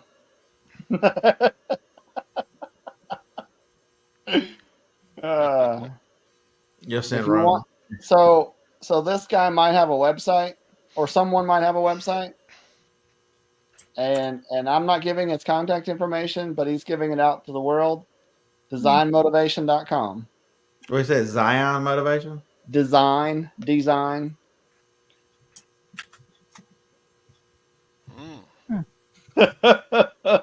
There you go. I didn't give anything out. He's giving it out to the world. Stay connected. Join our mailing list. Testimonials. No, he just called me 2 more times. Oh, jeez. Mark? Hey, Yeah. persistent. Aren't there little other bugger. units he can rent? Yeah. I guess. I don't know. He just You pissed can't off be that I the called only him one out. in town. He just pissed off that I called him out on his crap. Oh, I told him not to call me. Told him not to contact me. Hey, we should all request a callback right now and put some fake numbers. There you go. Do it. Do it. Request a callback. Your Huh? name.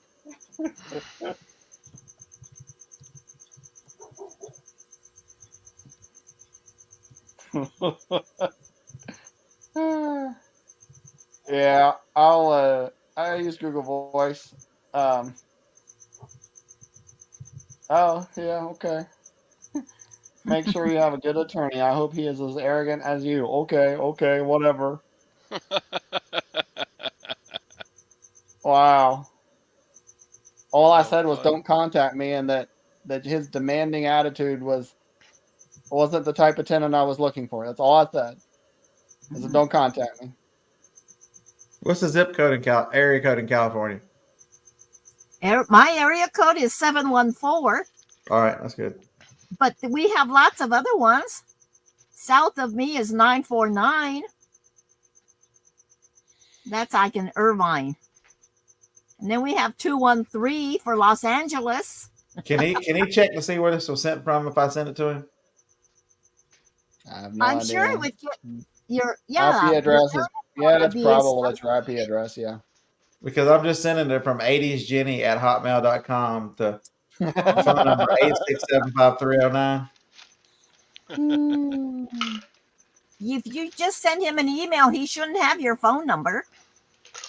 No, but I think he'd pick up the IP. Yeah, it'd probably be IP address. Now he's saying I shouldn't threaten him. I'm like, threaten you? Whatever. Things we learn on a Saturday night, Friday night, right? Yeah, this is entertaining. Yeah, and he's been blowing up my phone since 4 or 5 o'clock. He's And past the demanding that harassment. It's legal harassment now. yeah, it is. That's what I told him. I said if he does, I did say that. It's like if you continue to contact me, I will consider it harassment. Hey, Glenn, what's up, man? Not Jay. He does use a Google Voice number. Yeah, it's a Google Voice number. I can block it eventually, or spam, or put it in a spam folder where it just automatically goes there. Yeah. Although getting my real phone number isn't that hard. If you know my name and where I live, and I got Jake on speed dial. that's right.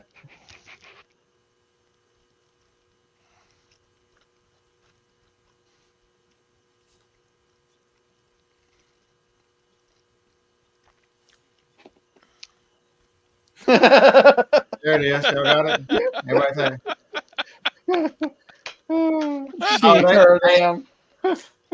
So on the iPhone, on the contacts, you can put their pronouns. And so there's Jacob. When I put Jacob's contact in, when I got this new phone, that's his pronouns I gave him. She, her, and them. I forgot I did that. You know how you kill? Do you know how a trans person kills somebody? So what? Yeah. Do you know how a trans person kills somebody? They slash them.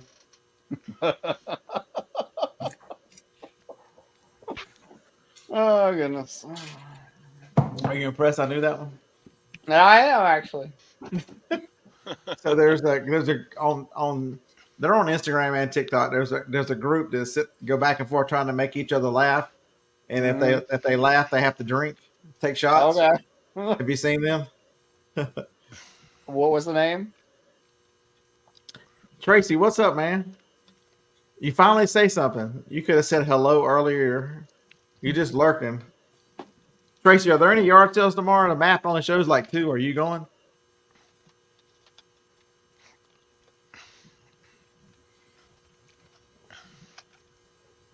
Well, there's my cha-ching for the night. I'm still waiting on mine, John. When is my sale coming? Oh, it's a repeat buyer from Texas. Did you?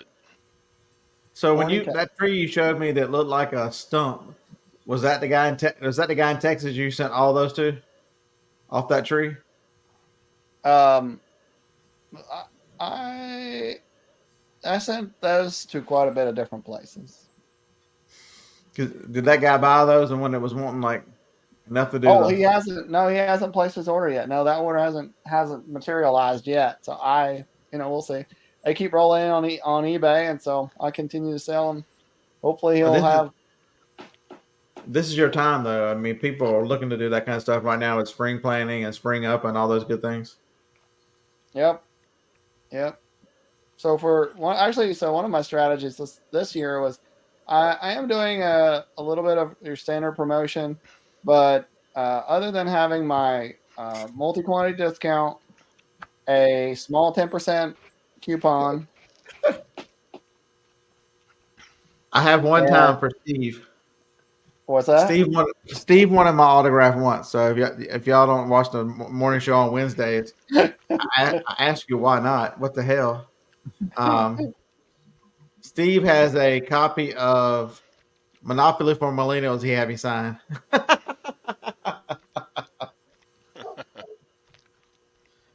Craig, why are you creeping around in your business profile?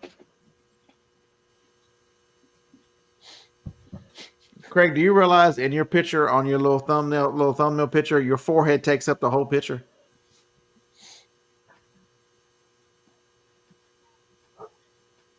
Just check.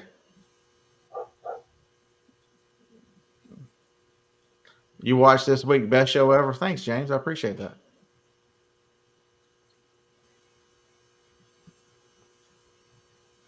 For those of you who are not aware, I was sourcing on Wednesday morning. There was no show, so James is saying that me not having a show was the best show ever.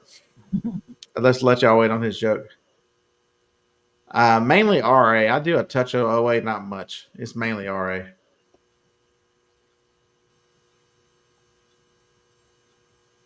I've tried the other things. I mean, I love yard sales. I'm real big into yard sales.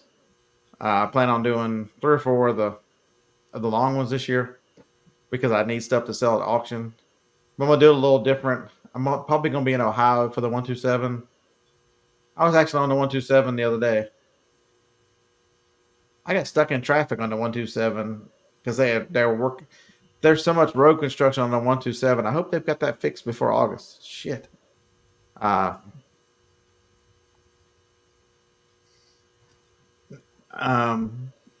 SL, I need to come up with a name for you. Let's see. What do you look like in your picture? Am I happy now? Yeah, because that one you got a hat on, you don't look as crazy. Much better. It's SL. What do you look like? I got to come up with a name for you. I've done Facebook Marketplace a few items, not very many. I sell online because I'm an introvert and I don't like people. And Facebook Marketplace is way too peoply. But I think it's a good opportunity. I think they've raised their fees here lately, but I think Mark is still alive. I was worried about you, Mark. I was about to send out a welfare check on you, but I don't know where you live. Lag is a good name. I don't think SL is Lag. But Amazon, eBay, the local auction, that's a big one. I average 50 to 55 items a week at the local auction. Pick up from yard sales or returns or big girl panties, something.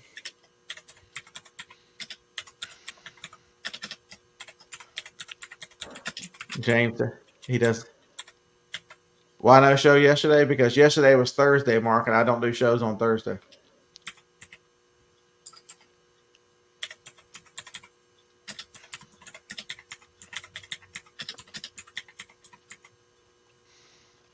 Save you a spot in the bearded man. Are you gonna make me put the seats back in it?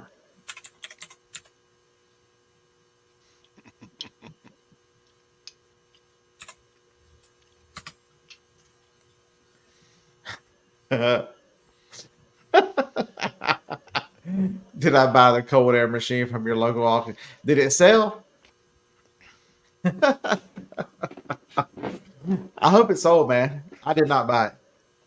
Did I buy anything? I didn't buy anything. I was bidding on a Dymo, but I think I put my max bid at like 50 and somebody took it for 55. Wednesday, I was sourcing, Mark. I decided, these live shows don't make a lot of money, and I don't push YouTube, so I don't make a lot of money on YouTube. And I decided I can go 2 days at a time. So I decided that because it was Easter weekend, I wanted to be here for Friday. I also wanted to be here Tuesday for wings. So I went sourcing Wednesday, Thursday.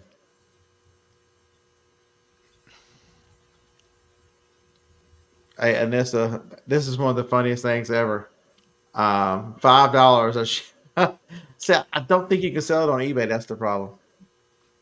Can you sell those cold, Jacob? Do you know that? Can you sell those cold water treatment things, pain treatment on eBay? I don't think you can. Which one? It's a medical device, a cold water treatment. It runs cold water through a machine and it circulates like. Oh, those are prescription. Yeah. Yeah, I think that. Yeah, I'm pretty sure they are too. Yep. It's probably Mark, the same as a CPAP where you can probably do parts, but not the whole thing. Yeah. So Chad had one at the auction, and it sold for $5. Yeah, shame. Yeah, I didn't do that great at the auction this week. I had a couple of good sales, but not very many. I've got way better stuff this week. I mean, really nice stuff this week.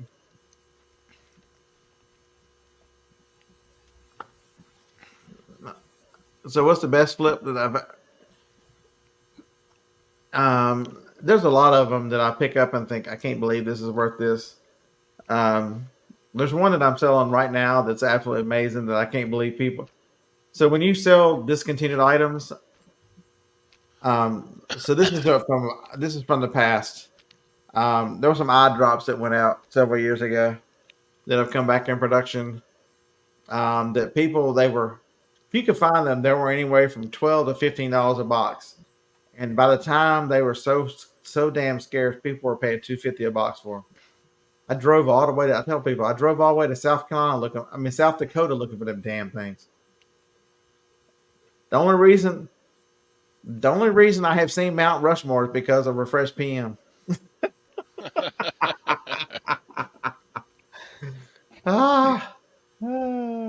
And I can't remember the name of. Somebody tell me the name of the store. They were like baby Kmart's. They were out of Minnesota. They're no longer here. Krisky? Huh? Krisky? No. No. They were all through the Midwest, and those are the stores I went chasing them. Yes, I found a bunch of them in Kansas, Nebraska, South Dakota. No, not TGNY, not Pomita. Somebody give me the name of the store. Woolworth? They just went out of business in like 2019 or 20. Oh. Nope. Not Kmart. Nope.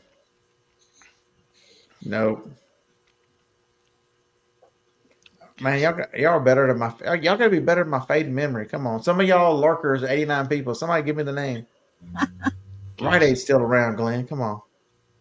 Sears? Nope. There's Wiggly Piggly? Nope. I went into one of those the other day. On the 127, I went into a Wiggly Piggly and bought 2 things. Not Mervin's. Nope. All right, let me type it in. Minnesota Taylor of Business.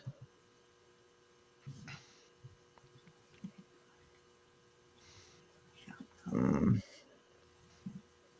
2019. Sears.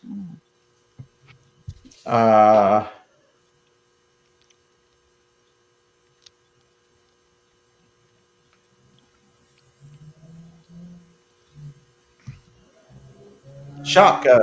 Why could nobody remember Shopco? Somebody put in Shopco. Who did? Oh yeah, Chastity. I was looking. I already flipped over. Hey Chastity, you're the winner for the night. You're brilliant. It was Shopco. So Shopco was like a baby Kmart. If you'd ever went in a Shopco, they were based out of Minnesota, I believe. I think they're Minnesota, Yeah. and they had hundreds of stores, and they were in a lot of small towns. Tactical Z, you're too late. What do you win? You win my undying devotion and love.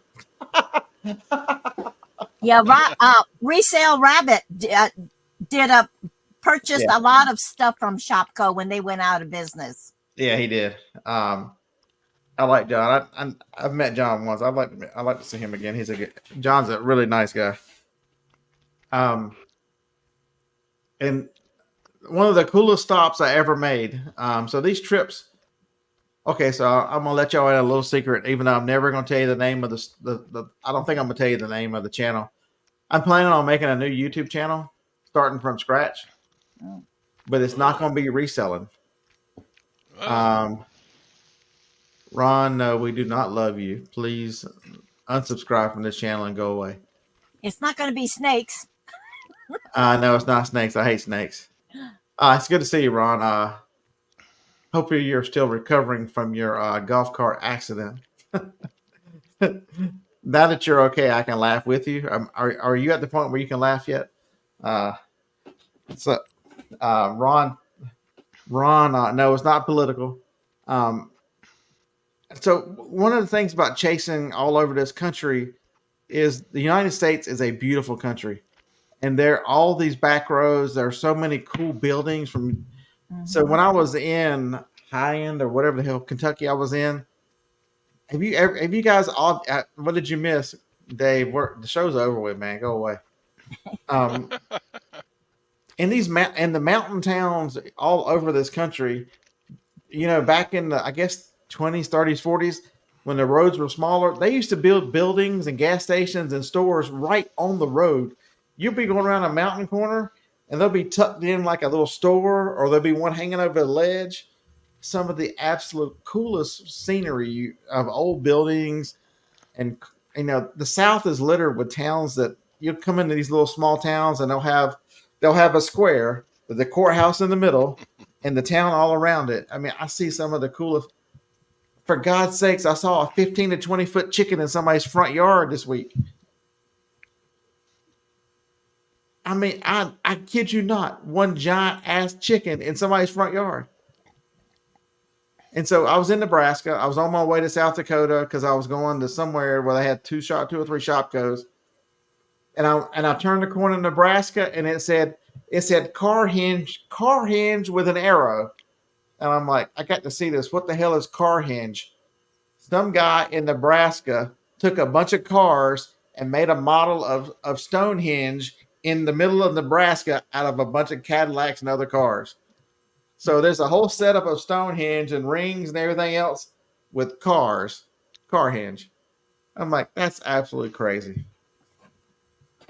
Did I see the egg? No, I don't know what you're talking about with the egg. And so I see the coolest stuff out on the road. So I want to make a YouTube channel. I just want to put the camera on the windshield and let it see what I see in the small towns. And just do an overview of telling you, hey, this is so-and-so, but telling you some information about the town and then showing you, oh yeah. And Chad, if you're not in Nashville now, I'm going to be pissed off. Since Chad actually reminded me who he was. He's the other Chad. So if y'all don't know, I've got a good friend here who sells on eBay, who works a real job, whose name is Chad. He sells at the auction. So it's Chad 1 and Chad 2. Tennessee Chad and Alabama Chad are who they are. So Tennessee Chad, you better be there, man. It'll be a lot more fun. I get to hang out with you, right? And I know you can't be an introvert. I'd be shocked. But there's so much out there. If you've never look at the statistics, there's a thing that goes around Facebook every now and then saying the average person only goes like a state or two and they never leave. Now I feel blessed. I've been in 41 states.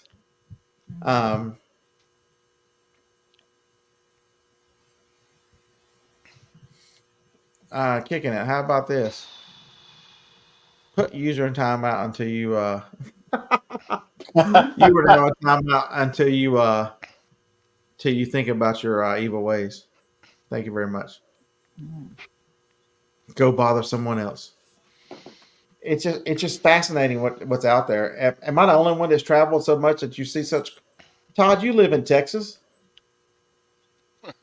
You haven't lived until you've seen a 28-foot Bigfoot in a pasture. I've been on one of those highways in Texas where you come up and somebody built that storefront. Have you seen that, Todd? It's like a little town. You come up and there's some storefronts or whatever. I forget what the hell. Phoebe, I'm not coming. Hold on. So, in our county, we've got a home in a pasture in the middle of nowhere that has the front is built like the Alamo, the front of the Alamo. No joke. It's just like out there in the middle of nowhereville. The front of their home is the Alamo front facade, Yeah, you get to Texas, there's Cadillac Ranch. You go through, there's that crazy steakhouse in Amarillo that's got the big Texan out front. Yeah, I used to wait tables there when I was in college. Are you serious? Yeah. That's pretty cool. I served 72-ounce steak dinners to people who were morons, basically. But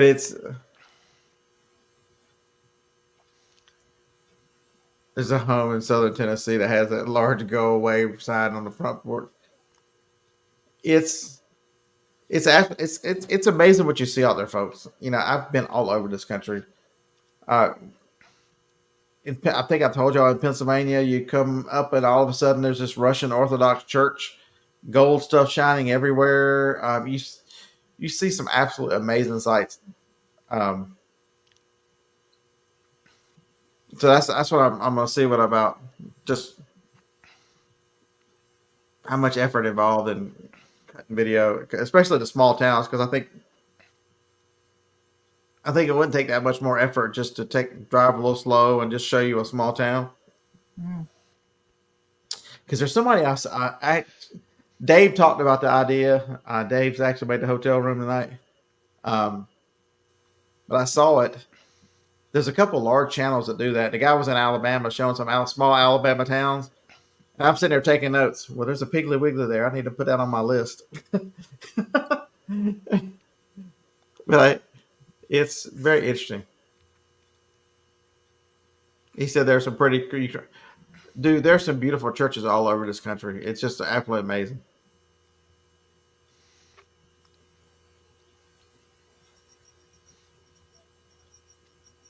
So Wolfman's Goody says Slate Mountain, Virginia has a concrete Bigfoot plus a pink elephant. and for years they've taken it down now, but when you come into I-65 into the state of Alabama, the Welcome Center had that huge rocket that sat there for years. That rocket had been there 40 years. They just finally took it down because it got kind of dangerous that it was going to fall over. I'd like to record where I go and what I've done. It's just, I think it's fascinating. I can't be the only one.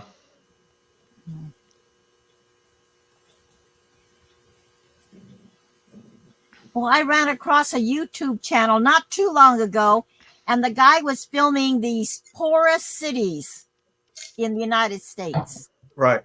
You know, and he would go around. I think he talked to the people, or I'm not sure. Yeah, I think the guy's name is Paul Antonelli. Is that his name? He's bald like me. Is he bald? I don't remember. I only saw 1 or 2 episodes. Yeah, I've watched him. He did some in Alabama. He did some in Mississippi a few 3 or 4 weeks ago, and he's been through Alabama here lately. Mm-hmm. I watched him the other day, 3 or 4 episodes while I was shipping, and he was talking to the Mormons. That guy's got a really cool channel. I'll find it. Hold on a second. Yeah. You haven't lived until you've been to the world's largest totem pole in Foyle, Oklahoma. Oh.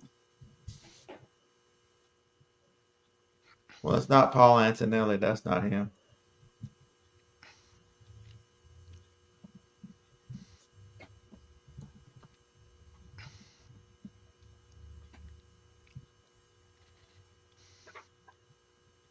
The guy named his Peter Santinello. I was close, right? Yeah. Yeah, he's got a huge channel. Yeah, he's bald, clean cut. I don't know. Really well done. He's got that's quickly becoming one of my favorite channels. Roman, you still here? Roman.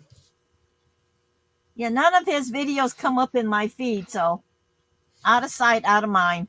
Roman, there's a dude that I watch, Bald and Bankrupt, who only thing his goal in life is to go to every single one of the old Soviet bloc all the Soviet bloc countries. He's absolutely amazing. Bald and Bankrupt. If you want something, Wolfman Goodies, thank you so much. I appreciate that.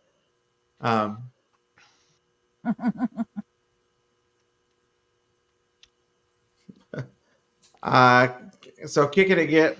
This is Friday night, man. Friday night free for all. If you've got a reselling question, man, I'll answer anything you've got. I've been reselling full time since 2013. Most of the folks on the channel are experienced resellers. We can answer any question you got. Wednesday is I devote every Wednesday, and I have for the last 7 or 8 years now, to except for the 4-month hiatus that I took off, to reselling and reselling topics. Friday night's just a hang out with friends. If I can help someone, fine. If not, we talk about something.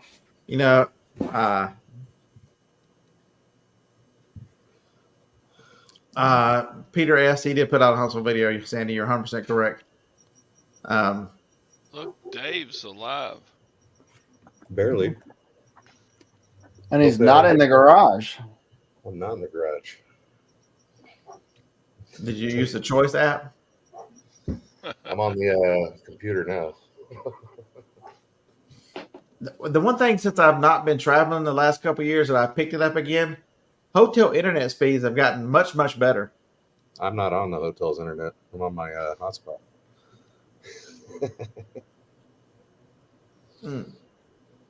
I don't use the hotel internet at all. I just use my hotspot on my phone or my iPad. But so what was the guy's name? I forget what the guy's name was. Hold on, I'll go back. So kicking it. I challenge you. You can look at. I've done 700-800 videos now. There's so much out there, but I've talked about reselling. I've been doing reselling videos since 2015. It's hard to figure out what to talk about. So tomorrow, Flipping Ain't Easy. John and I have a podcast that comes out. We're going to talk when we just have a conversation for an hour about. We talk about Makar. We talk about mindset. We talk about a lot of those things. So that's tomorrow. So check that out if you're looking for more reseller content. Now, last week you were half an hour late, right? Man, are you keeping track? What the hell? Keeping tabs. It's like Ping just became. I Ping kept just looking became the for it. elementary It never teacher. came up. She's gonna hit us with a ruler next.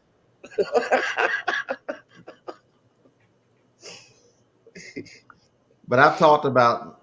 I mean, what else is there I have never covered on reselling? It's hard. Yeah, right. What are we missing? It's got to be something. Who are we missing? I mean, like the interesting thing for the week is Macari. Yeah. You getting sales? They announced that they are shifting the fees to the seller, to the buyer, not the seller. There's 0 fees for buyers now, for sellers now, sellers. Oh, interesting. So, I'll be listening to stuff on Macari. but the challenge is do you free or not free shipping? Oh my God, Mike! Holy hell! Right. It's. I mean, when we want to talk about what I found again. Amazon. So I 100% agree. It's a terrible idea. I mean, so it works for auctions because that's the way auctions have always been. They've built themselves up to where, everybody understands the auction house makes money because they charge a seller fee and a buyer fee. I get that. But to put all that extra money on a buyer, you're trusting that there's. Okay, so this is a big trust. You're trusting that sellers have enough brains and gumption and smarts to lower the price because the buyer is now paying more. I don't agree with that. I think you're chasing buyers off. The hardest thing about a selling platform is not, you can find sellers. It's if you make the environment where it's fair to sellers and it's a fair price and you get exposure, you'll have more sellers you know what to do with. The hard part is getting buyers. Oh my God. Finding the buyers and keeping the buyers is the hard part. Yep. For any platform. Ask eBay. How many buyers eBay lose a month? Do we quit counting? Yeah. That's my God. Yeah, that's a good one. Amazon Seller 99. You need to have your own YouTube channel, man. You make a lot of great comments, man. You're a smart dude. Yeah, you do. Yates Tech Shop says he's not lowering his prices. He's raising his bitches.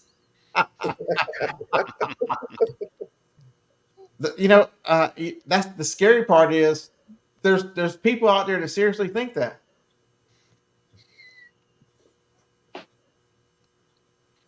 Yeah, Macari's great for expired, discontinued.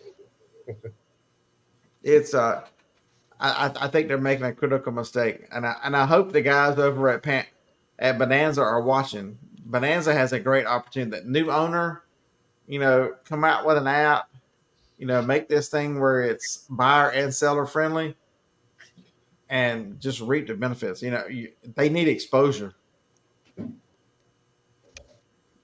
Everything I've seen on the platform, it operates. You don't ever hear anybody saying, "Oh my God, can you believe that error that happened on Bonanza?" Those things don't happen. It's a pretty stable platform. Dave, I hope you're not over there peeing in the corner.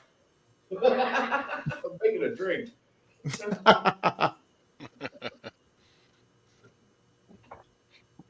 Peeing in the corner. They have ground for certain electronics. Folks, I don't get these platforms. I understand that you think we need to force everybody to use priority because they'll get there faster and they're paying for shipping. I'm telling you right now, the best thing to happen to an online seller since I've been doing this, and that's a long time now, is ground advantage. Mm-hmm. Yeah. If you don't understand, folks, if you don't understand how positive, I can't remember the last time I paid more than $10 for an item to ship that was over it was under 5 pounds, and it doesn't matter where it goes. It's a huge win for me when I'm shipping heavy boxes of sticks. Yep. And I challenge you, if you're struggling with sales on eBay, understand the advantage, that ground advantage, and how much of an advantage it is, and adjust your shipping settings to account for the fact that you're paying less for shipping. And also challenge you, it goes both ways. So as a seller, you should be looking to deliver the item, get your money, deliver it for less cost to the buyer. But then also, when you're outsourcing, it should change the way you think about some items, because items that are a touch heavier, Amazon used to be that if it was 2 pounds or more, they could ship it for you and fulfill it for you cheaper, no matter the item. It didn't matter. With ground advantage now, and UPS going, "Oh, wait a minute, we want a piece of this. Here's UPS, whatever they call it," which sometimes beats ground advantage. They are fighting for our business right now. And so you can source items that you might have gone, well, it may be a little too expensive to ship. Ground advantage cubic, oh my God, that's a game changer, folks. Game changer. Mm-hmm. Most of my shipping's going ground advantage. And keep buying it. It keeps me, happy. My wife makes more money. Yeah, so if you don't know, Dave's wife is a ground advantage salesperson. So good job. We should have her on. She'd be more reseller friendly than you. Go get her. I can't go get her. She's pretty far away. What state are you in, if you want to say? So Brickhouse Picker, you can always go to. You lose your. He's in Utah.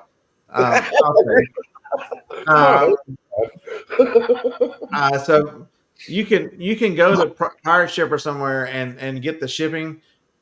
They're having you do priority because priority, I think, does priority have a guarantee of so many days where ground advantage doesn't? I think that's the difference. Yeah, They both have a guarantee, don't they?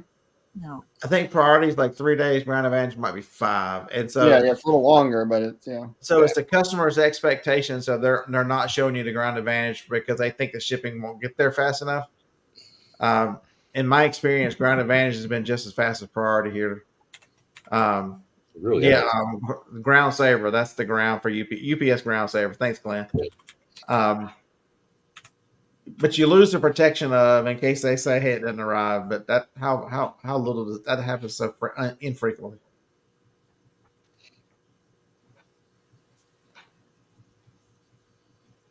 Nick Picker, are there really ground advantage? We've been told that, but we haven't seen them, or there's no details out about it.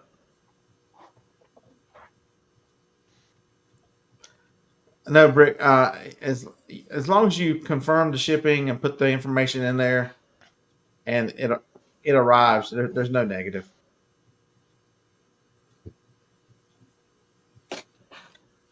So Hillbill Mountain Pier, I'm shipping more UPS now than I. So I'm shipping more UPS than I used to, and so today I shipped out 40 packages today. 12 of them went UPS. So does anybody remember waiting 6 to 8 weeks for delivery? Yeah, I remember. Tom, you must be as old as I am. I remember you see something on TV in the 80s and it'd say 6 to 8 weeks for delivery. I'm like, yeah, 13 CDs for a penny. You'll get them next year.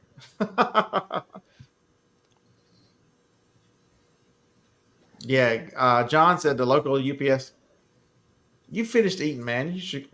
I got a spot for you right here in the window, number 6. Yeah. Front row, man. So Jay says if you scroll down the shipping option on Amazon, it'll tell you why it's not available. Generally, it's date.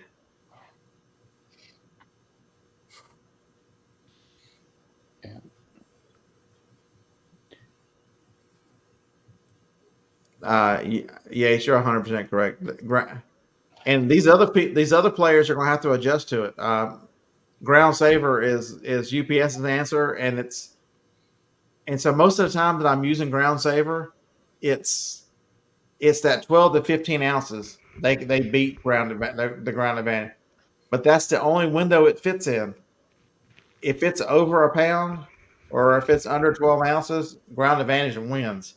But it's that narrow window from 12 to 15 ounces that Ground Saver has been winning in lately.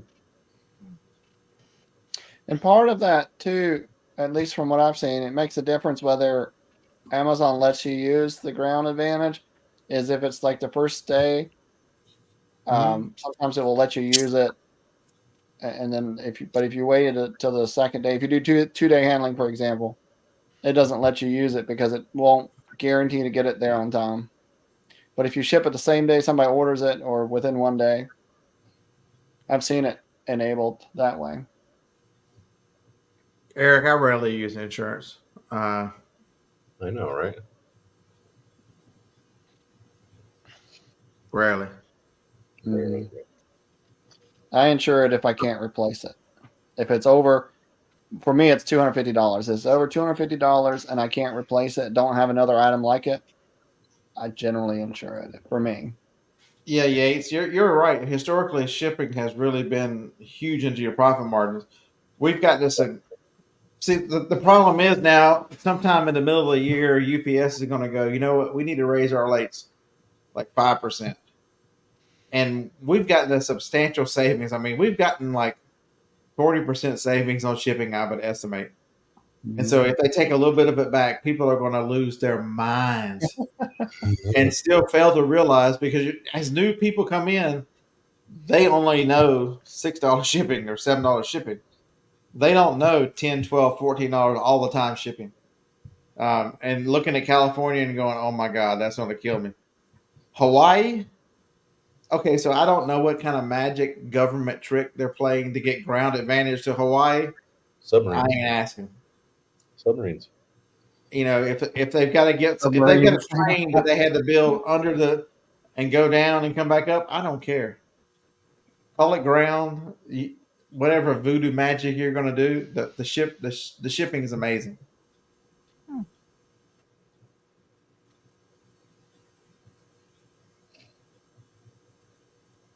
So you're saying you have used ground advantage to Hawaii?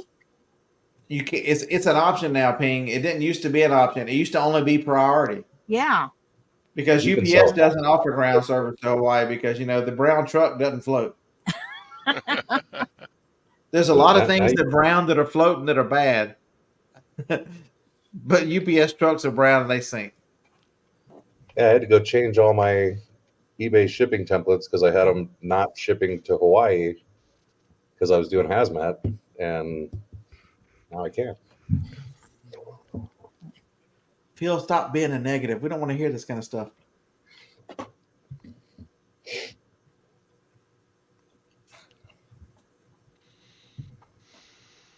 See there, It's like a top secret like link to get into this thing or what? What's going on?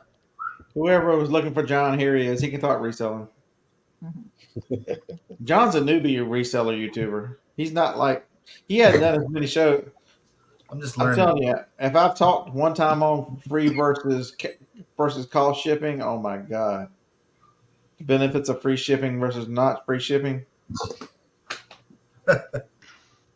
I'm still learning. But it's so I mentioned that John. I don't think we didn't mention a lot in the show this time, but really, you've got to have a business mindset on this whole thing. You should really be. How do you get a leg up on your competition? If you understand what your shipping costs are, and I told him I've got a shipping that's like my heavier one is $12.95. I'm like, I need to knock that down to like $9 because shipping is never 12 anymore. I don't want to make money on shipping. I want shipping to cover the shipping plus the cost of the box. That's all I'm looking for. That's it. You just reminded me. I got to do that on some listings. I got them at like $12.95. They don't need to be. No, it needs to be not. I'm gonna put mine down to $9.95 as my max. I think I think that's what I'm going to do too. I'm gonna do like a $6.95, a $9.95, and a $4.95. Yeah. But why not use calculated? I mean, it's the only thing that's going to protect you from. No, Why? That's a rookie move right there, dude. Why? That's rookie I move. only use calculated shipping. So- And Oh, coming man. from California, why is it a rookie move though? I mean, I don't understand. It could totally like give somebody a ridiculous price that you don't need to do that. You know what I mean? Like The only way you do that is if you use the wrong shipping method. And I was telling Beard, the way you can protect yourself from getting too high of a number is have a policy turn customers away. for Grand Advantage. Have one set up for your heavy carrier like FedEx or UPS. And That's then when exactly you what we're set up your listing, you compare the two. It gives you a price range for each calculated policy for that item, and you just choose the right one. That's a lot of work. Yeah. He was talking about calculated to give you an estimate of range.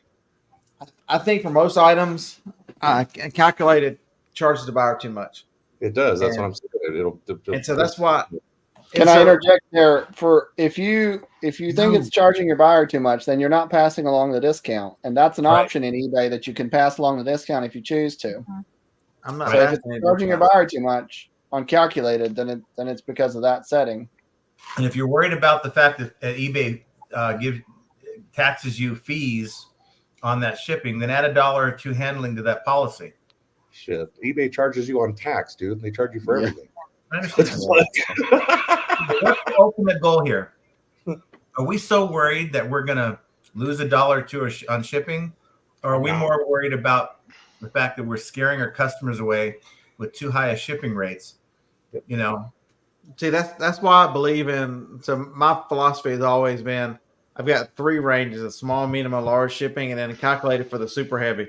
So, like I said, I shipped a printer today. It's the only thing that ever go. Printers, receivers, VCRs are generally the only things that go above $10, and so I need to reduce that down. I'm gonna do $4.95, $6.95, $9.95. Those are gonna be my shipping.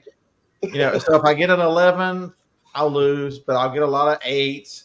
The law of averages I can live with, and then just use calculated specifically for anything what above £5. passing on the discount to your buyer? Well, you do probably need to do like $5.95. If you've noticed with Ground Advantage, when you're like 4 ounces, it's like $5. Yeah. So But $4.95 gets you plenty of the. it can be over as well. Basically, it covers the 4 and the 8 on one side. The 12 is right there in the middle, Yeah. and the higher is you lose. So I think $4.95 is still the right number. Penalty profits, I don't. I try to break even on shipping, so there's no real discount because I'm breaking even. When I tell you I don't pass it on to the consumer, I'm passing it on because I'm trying to get break even on shipping, which means passing the discount. Yep.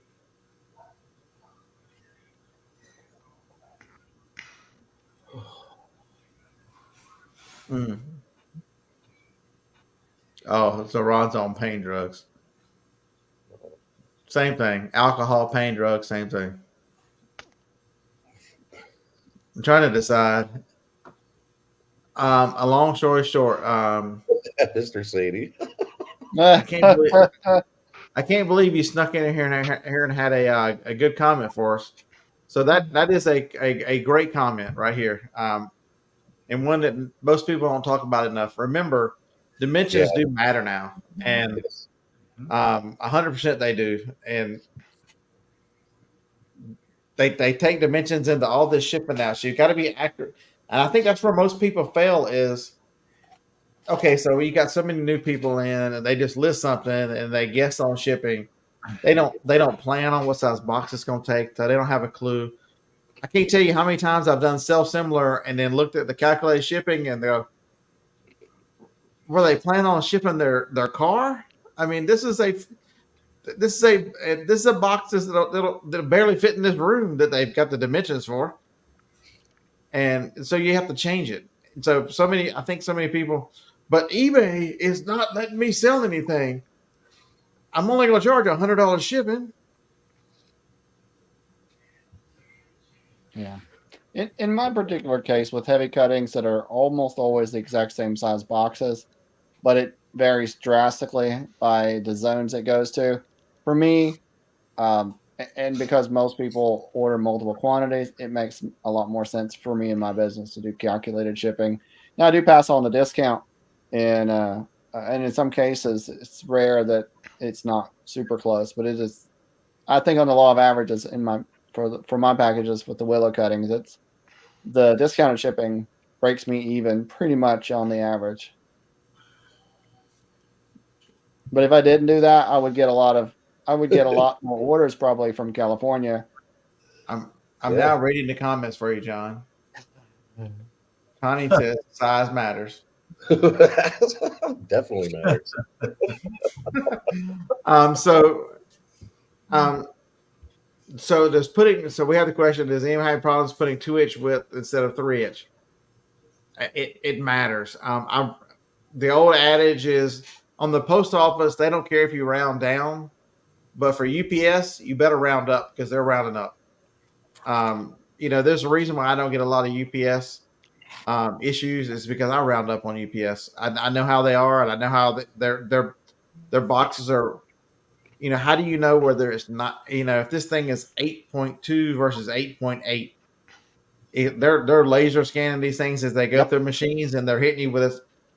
And do I want to take a chance that was 8.6 versus 8.4? I round up. So I had a box that I shipped the printer today. It was $19.70. I changed one of the sides because it was close, so I put it at 19 instead of 18, and it charged me a quarter, like 20.06. If they have to do if they come back, remember, I think this is the way it works. If they come back in and make an adjustment, they don't make an adjustment at your discounted rate. They make the adjustment at the counter rate. And so that's why you get like a $4 or $5 charge for an item that should have only been like 50 cents. And so do yourself a favor. Go ahead and round up if you're on all these shipments. It's half-inch increments is what I've been told by the local UPS center. Half-inch increments is how accurate their machines are. Mm-hmm.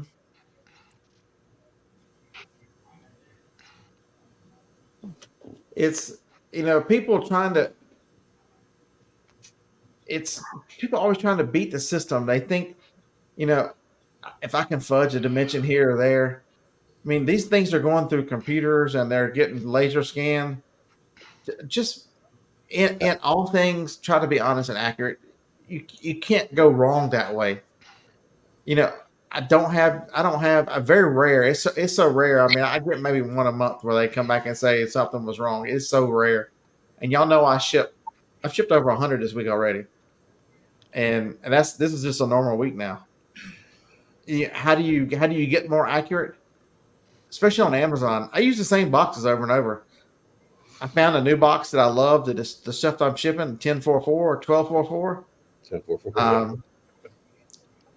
It's very rare. I don't Frankenbox them. Y'all never hear me talking about making a Frankenbox. I don't Frankenbox anymore. I cut down the printer box today. That's the first box I've cut down this month, I think. It's accurate with the boxes. You know what the box sizes are. Accurate with the weights. Get you a good scale. Hang out and watch John's show. He'll give another one away. It'll be great. Sounds like it doesn't matter too much with Ground Advantage Cubic. Yeah, so I haven't had to change them. Like, I'll put it in like I'm gonna change it and resize the box, and when the price stays the same, I'm like, fuck it, that gets filler on top, and I don't resize. So I've had a couple, Dave, where I went from a 963 box because I'm out, and I think UPS is mad at me because I ordered something, they didn't send them. I don't know why. I'm gonna order them again. So I put it in an 864, and that is a cubic difference. That goes from one grade to the next, and it kicked me from being Ground Advantage Cubic to UPS ground. Yep. And so you would think that 964 and 963 and 864, you take an inch off and add them. That should be the same. But remember, the formula is length times width times height divided by, I think, 1288 or something like that, 1284. That gives you the number. And so if you multiply 9 times 6 times 3 versus 8 times 6 times 4, you would think they'd be close, but the 864 is actually has more area in the box. So that one matters. So I tell you, be accurate with your boxes. Amazon is extremely easy. You can go into your buy shipping settings and set up your box sizes. All you have to do is put the arrow down and select a box. I have like a list of like 11 boxes, so you don't have to enter them in every time. Amazon is beautiful because once you do it one time, it remembers it for that item every time. Yeah. If you use Pirate Ship, it'll do the same thing on eBay. So whenever I ship my big girls, shout out to the big girls, it remembers every time. It sucks eBay doesn't, but you have to like put it in the listing. Yeah, eBay is terrible.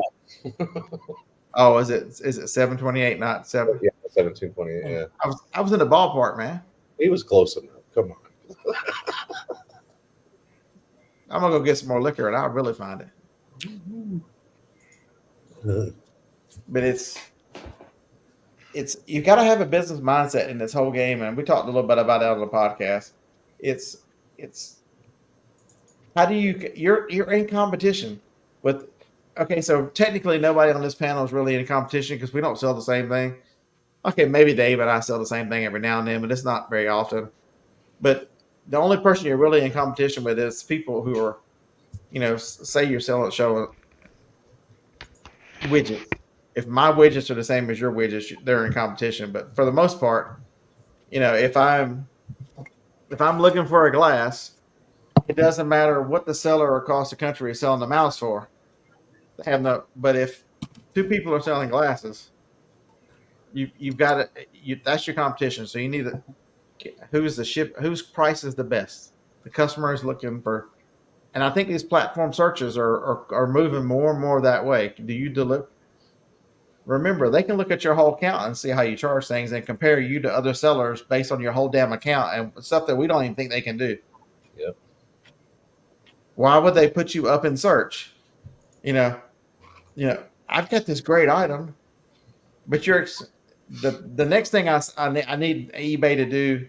eBay, if you're not listening, which I know you're not listening to my drunk rant right now, but damn it, whenever I search on something, don't show me the promoted listing at a monster ass price.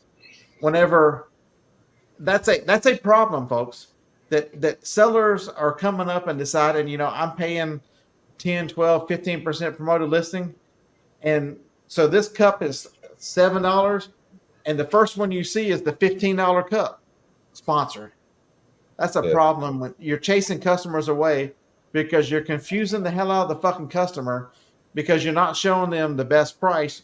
You're showing them what some asshole is trying to force down their throat because they're willing to pay you more money.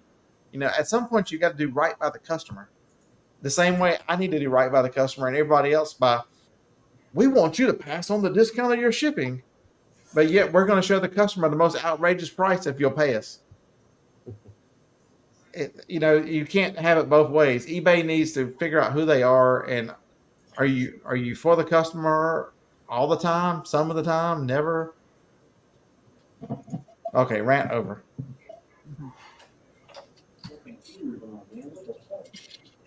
Y'all want to go back to talking about small towns and what I see in small towns yet? Fucking heaters on my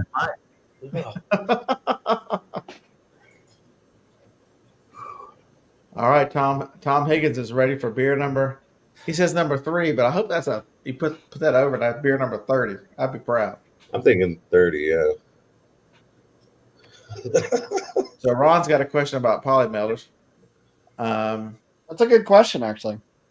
If the actual size is 18 by 14 by 1, but you insert the item, fold over, and it becomes 10 by 14. So I can answer about pirate ship. Pirate ship only wants 2 dimensions. They don't want 3. Right.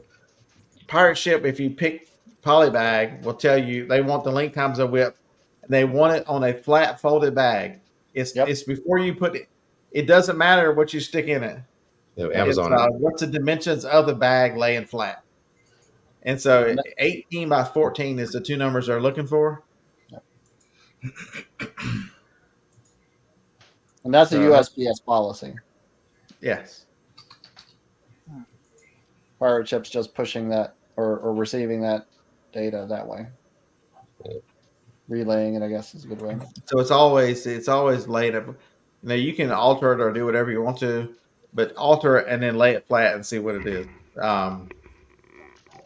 And the other thing they want you to do too is if you're using that selection on pirate ship, don't tape the size down all of a sudden. It needs to look like a bag. It needs to look like, if you're going to do the bag in the box, it still needs to look like it's in a bag. And so don't tape the corners down, any of that crazy stuff. Looking at it. Todd, are you still playing? Have you won your $5 yet, or are you still playing, Todd? Let me get my screwdriver. Oh, Screwdriver. Todd, are you still playing or what?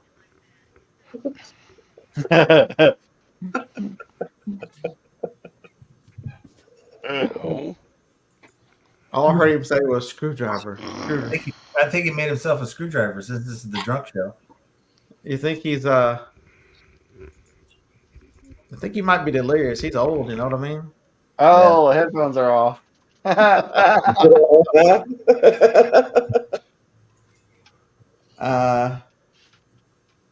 Bag in a box, bog in a bag, whatever. Whatever. I always say that backwards, and I don't know why I always say that backwards. You always catch hell for it too. I do. Thanks, Krillin. Appreciate that.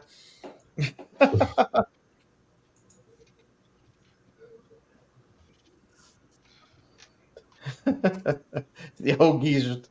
Okay, so we get to Krillin first.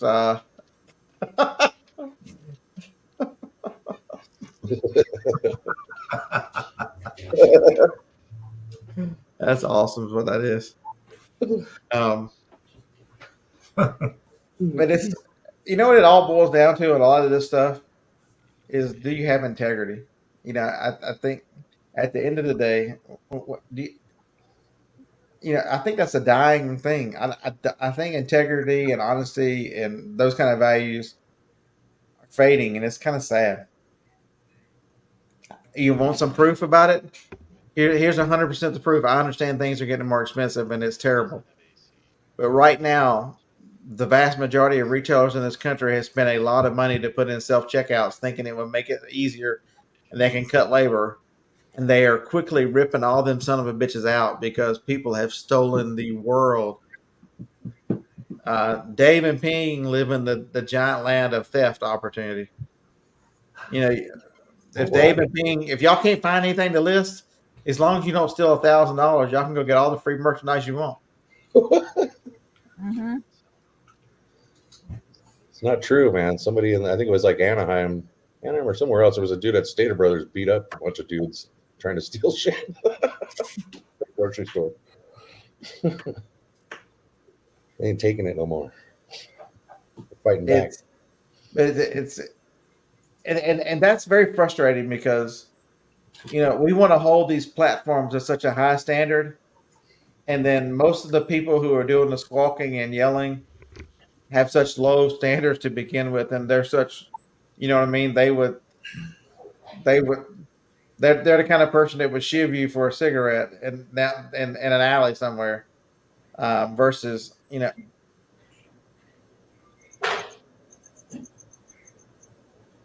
we refilling drinks already. What?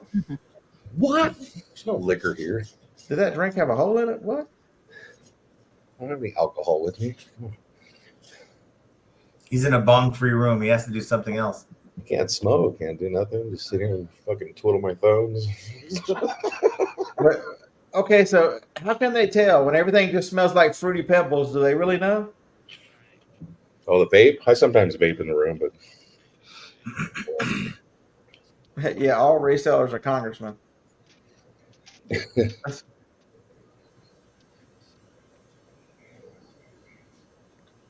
Lance, you're 100% correct, man. And I hate they brag about taking advantage of people. And I say, so get this straight. I don't think if you're at a sale like a yard sale or something, and you ask them, hey, what's your best price? I don't consider that taking advantage of someone. You're trying to work a deal. Your perception of value for what and what they value, that's different. But you know what I mean. Taking advantage of with stealing and those other things are still it happens doing RA stores. We've got an estate sale company here that what they outlawed? There's a sign on the door when you come up telling you, their days and when the discounts are, and then at the very bottom of the sign it says no bags allowed. You can't carry in the bags anymore to carry your stuff around because so many people were stealing stuff out with the bags. That's terrible. Oh yeah, San Diego's bad right now.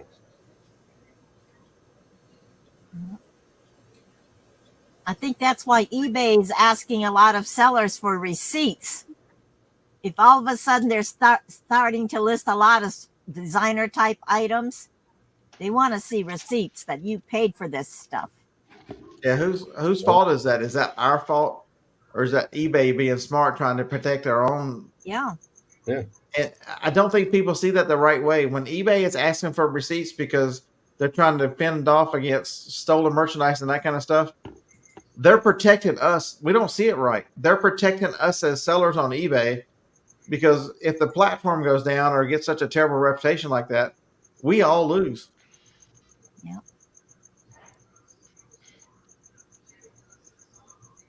Then I think the government would be after eBay for not doing due diligence that they're watching their sellers. I think you're 100% correct. I think 100% correct. Man, I thought I had a cricket in my room, and I realized I forgot Ping's got the cricket over there. I was like, I'm going to have to kill this fucker in the middle of the night. You just started. Yeah. In Vegas with Ben, my buddy Ben. We were in Vegas at ASD, and I woke up at 3 a.m, and Ben's under the air conditioner. He's got the carpet peeled up, and he's like, I'm gonna kill this motherfucker. And he did. He found the cricket. Yeah, Circus. Huh? This wasn't circus. That was golden. The dirty nugget, the golden nugget. Yeah, I think Mr. Sadie's right. People don't realize when you're buying stuff like from yard sales or Goodwills or other things, not every some Goodwills let you return items, but a lot of them don't. And so especially a yard sale, anybody ever buy something that didn't work at a yard sale and try to take it back? I mean, that doesn't happen. So you're assuming risk there. So if you're negotiating a price, I don't think people understand that you're having to limit your exposure as well because what if it doesn't work? Because I mean, have we all experienced that? You bought something at a yard sale or estate sale, they say, "Oh yeah, it works." You get home and know damn well it doesn't work. I was just using that yesterday. Yeah. Just decided to get rid of it. Yeah, that's another good point. John, you're our official reader. You want me to read? You're gonna have to, you need to start reading like 10 or 12 comments every now and then because you skip so many. You skipped a lot tonight, sir. We didn't really skip it. Skipped a lot tonight. He read Yeah, that. you skipped over some of mine. What the hell? You skipped over the one where I told Lissa that I unplugged that guy's machine so I could test a radio at that estate sale. He unplugs the guy's pacemaker. That ain't right. Hey, hold on just a second. I need to see if this radio works.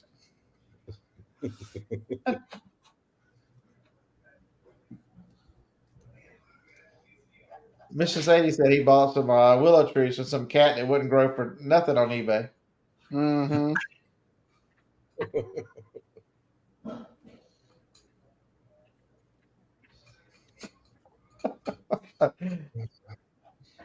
That's brutal, Anissa. Damn. Oh, I hope he's not watching the show tonight.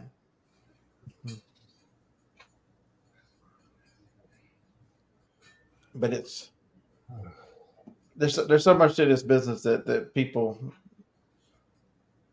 it's very complicated, and we get caught up in we end up as like it's a reflection of society, and the things go. We as sellers end up paying for the misdeeds of other people. Same thing as we as living in a society end up paying for the misdeeds of other. How do you lose certain freedoms and put restrictions? Why does everybody have a warning on their freaking hairdryer that says that don't use it in the shower? Because some dumbass used it in the shower and their family sued. Can you imagine that you were the family that was suing General Electric because cousin Larry decided that he was going to save some time by blow drying his hair in the shower. He still has his head underneath the damn shower head. Got a big mansion out in the middle of nowhere with Cadillacs and stuff, look like the Beverly Hillbillies. How'd y'all make your fortune? Well, cousin Larry he took one for the family. He blow dried his hair in the shower.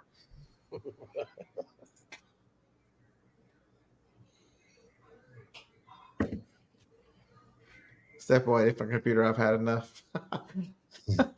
I, for one, I don't think Todd would do that. So for you to say that about cousin Larry, I don't appreciate it.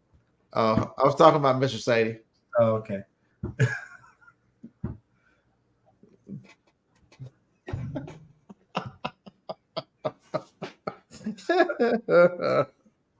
Oh, Lord, have mercy.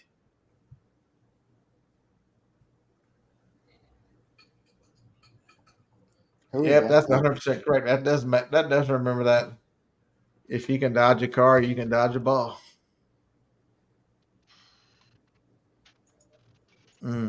Declined.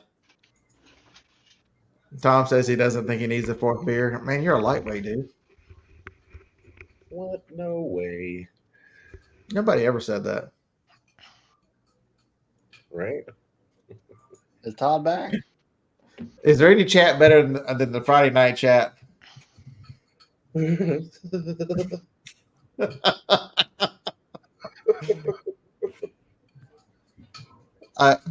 So Connie, since I think you're a dude, what'd you do with that Symbian? No wonder you broke a leg. You stuck it up your ass, dude. There you go. Either that or you tore up your surgery there. There you go. Tom says there's 7.2% alcohol. That's nothing. Ron, just a minute ago, you said that you were on pain medicines, and now you're saying you've had your first shot of Fireball tonight. Oh, mixing drugs. All right. I like this guy. Yeah, 99. I don't know that Connie's ever going to tell us who they are. No. There's somebody who's watched this show for years and years, and they are a tough son of a bitch to put up with this crazy shit.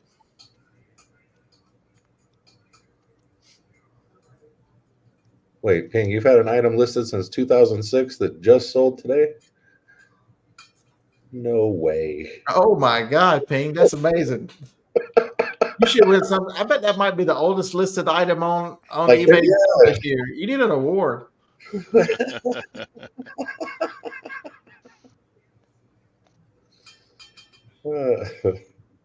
I'm surprised Is that eBay still had it indexed. Is this an emotional time for you because you finally sold the item?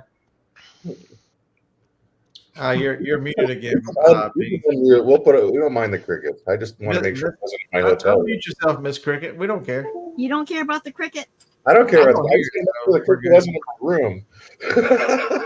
No, I think I have stuff from 1998. Still listed? Well, yeah, I think if you have stuff that long, you're really not trying you to sell know, it. and sell similar. Oh my God. I do it every 30 days.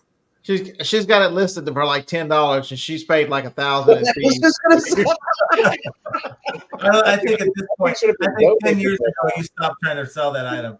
That was a write-off. Yeah, years the ago. item originally sold for $20.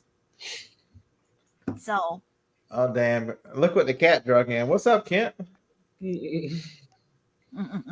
Cricket lives matter. hey, the cricket stopped. Yeah, he heard. You want to see what I sold? It's Friday night, Kent. Where the hell you been? What is that? Oh, It's a Disney. photo album for 2006. Ah, Hmm. new, brand new. Well, yeah, it's still got the plastic on it. Well, yeah, I would have left that up too. Then why not? Yeah. And I've got 2 of them that say Walt Disney World and not Disneyland. So Oh boy. I'm glad I grabbed the right one to be shipping.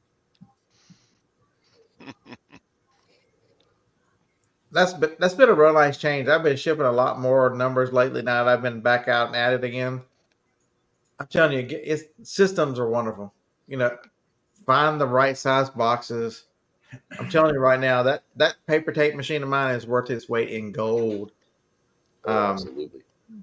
Ask my disciples. Ask. Where's Moist? Moist, would you give up the paper tape machine? Where are you?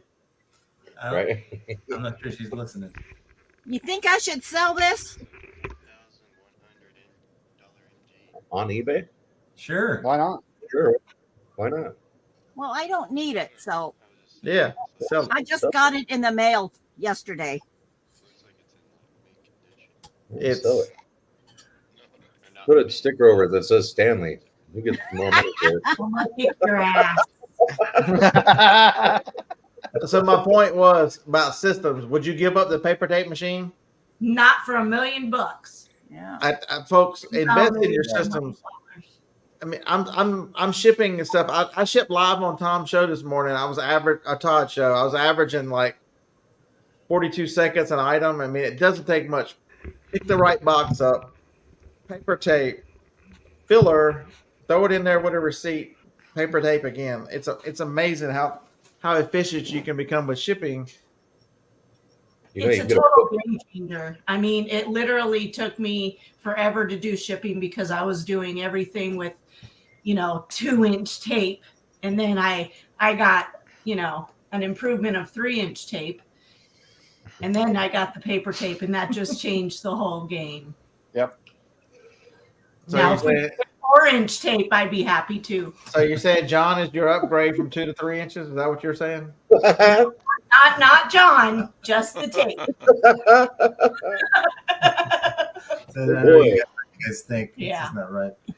Oh, my. Tom Higgins, here's an interesting idea for you. If I reuse an Amazon box, I don't take the paper tape off. I just hit the button and put another one over top of it. Yeah. You know, they make a foot trigger for your machine too, right? Like, so if you were doing the same thing over and over and over, Mhm. Ben's got one. So hey, I finally got to use the this feature on that paper tape machine. I needed a 54-inch piece of paper tape, Yeah. and it only goes up to like 33. So you hit 2x and then whatever. So 2x 27 54. There you go. Can't you tell anyone, man? That's between us.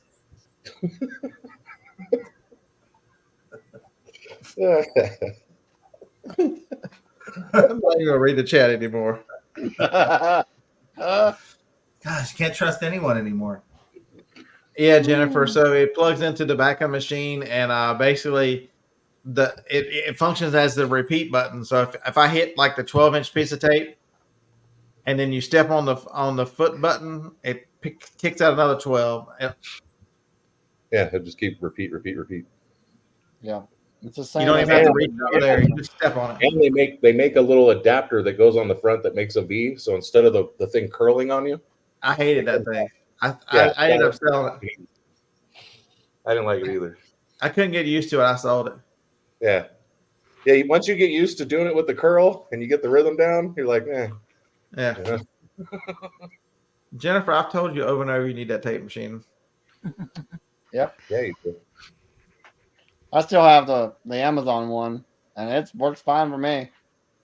Dude, they're power horses. They'll last forever. Yeah. And you can just get the parts for them when something goes wrong and fix them, you know? And it's got two sides of it. So if one side quits working, I'll be able to use the other side. Yep. But it's really thinking your way through your business. You know, my business has changed. A lot of the stuff is now in the building because I'm going back to my roots, and I need the certain size boxes. And so I'm looking around. I found these boxes. These are the Boxery boxes, these 1044s. The Boxer. So I would order them from Supply Hut because, you know, I love Supply Hut, but they were out. But you get 100 of them for $40. That's 40 cents a box. That's hard to beat. Yeah. In the first week and a half, I'd used 50. I've already ordered 100 more. They came. The Boxery, if you don't know, ships lightning fast off of eBay. If you're in a hurry and need something, I ordered those boxes on Tuesday. They got here. The Boxery and the Supply Hut, all my stuff got here yesterday. They both got here in 2 days. It's amazing. 743 is another good box for a lot of the stuff we sell. So Kent must have been watching this morning. So I had put the wrong item in the box because I have the same brand, same item. One's a gel, one's a spray. And I got to the spray, and I'm like, I had set all the items right here, and I'm like, there's only 2 gels here. Son of a bitch! I put the gel in the spray box and the spray, and so I got the lady's name, and I went up there and I just sliced the back of the paper tape box. Pulled it out. Sure enough, I just swapped invoices and then put another piece of tape over it. It completely reseals it. Unless you're really looking, you can't tell nobody was ever in that box. Yeah. And I put it right back there, and then I shipped the right one. It's the paper tape. I might have accidentally used an eBay box today on Amazon, and it's amazing. A 3-inch piece of paper tape. Cover the logo. A 3-inch tool can do some wonders now. Y'all just don't know. Covers the eBay logo twice, and you're good. Whoops. You put the label over the other one. Ron, they make a manual paper tape is better than regular. I'm telling you, they make a manual, and Ron still got the one he bought from me on an auction show years ago. You bought your manual one or the? Yeah, he bought the manual one. He bought my manual one. Did Harlan get the other one? Yeah, Harlan's got the other one. He bought that. I just thought I was gonna run to the auction. I think he bought it for like $5. What's that? He bought it for $5. Somebody might have bought it from him. Chad, did you buy that machine from Harlan? Chad bought something from Harlan. I forget what it was. He's probably gone by now.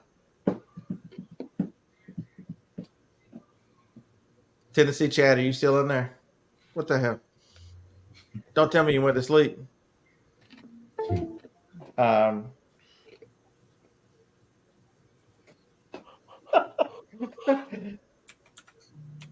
I appreciate you showing up tonight, Kent. I needed some commenting in this chat, so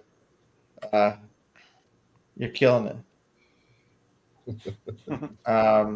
So Lance White, 33 cents. So 864 is one of the other boxes I use for Supply Hut. So use code Bearded, you get a 5% discount. That makes that box like 32 cents for 864s or somewhere in that range. If you order 100, I ordered 100 more of those, and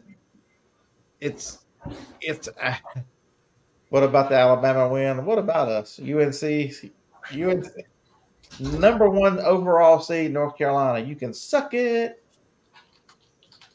You just got beat by a football school. Not that I grew up in North Carolina, and I still hate North Carolina to this day. Good job. I had in my bracket, I picked us to lose. By the way. What do you do? Alabama had played 6 teams of the Sweet 16. We played one of them twice. Our record against the Sweet 16 was 1-7. Was I supposed to pick Alabama to beat number 1 when I had North Carolina going all the way to the Final Four? No. Yeah, Yates. I grew up in North Carolina. I grew up a State fan. I love Jimmy Valvano. That might be before your time, but I'm a child of the 70s and the 80s. I was a North Carolina State fan. One of my favorite memories as a child, Derek Wittenberg pulling up for Low Charles. Let's take the 1983 championship. I saw friends in my neighborhood cry over that game because North Carolina State won. Carolina fans were so mad and upset.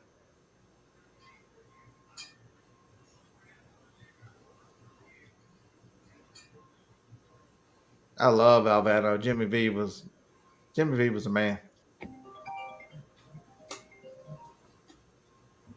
I don't follow State like I used to because I'm kind of obsessed with Alabama right now. I have been since I went there, but all my friends are Carolina fans. I was the oddball out following North Carolina State.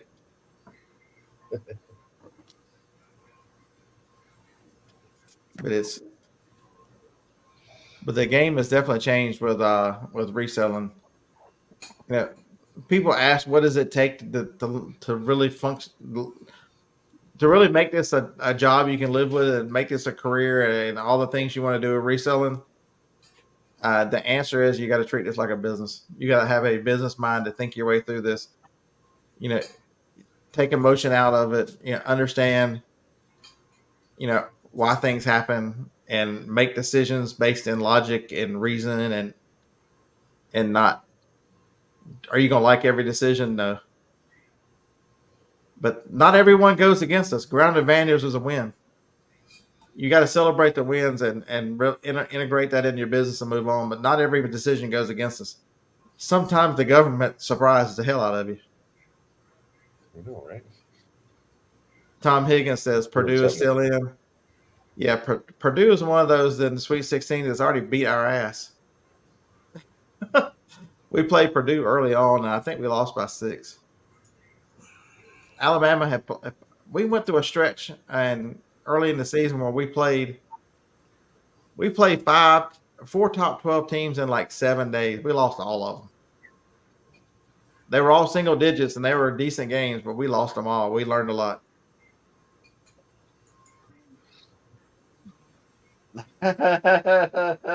Okay, Kat. Gotta put some of that good on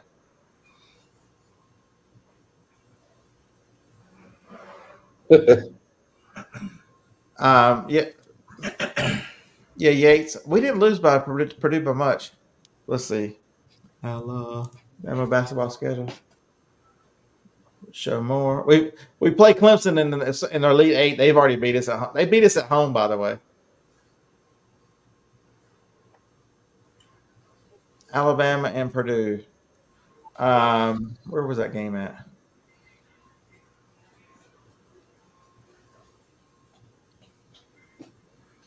I don't know where the game. It was. Where is the Coca-Cola Arena? Coca-Cola Coliseum. We were in a tournament, I guess. Coca-Cola Coliseum, and that game was. We lost to them by 6. So we had a lead at halftime. We lost by 6.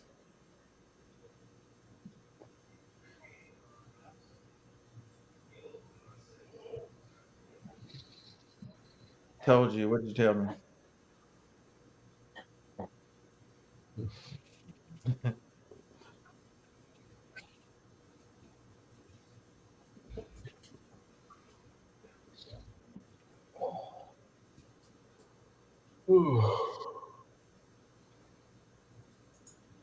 Allentown, PA. What's Allentown, PA? Jennifer, that game's not been played yet. We lost the first time. We ain't lost the second time yet. That's tomorrow night.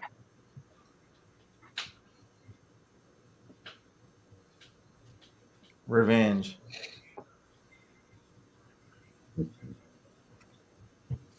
Yeah, I've been to Purdue several times. I got a T-shirt for the last time I was in Purdue. The Triple X restaurant. They got all kinds of pictures of. I think it's the Triple X family restaurant. They've got pictures of Drew Brees and all kinds of folks on the wall.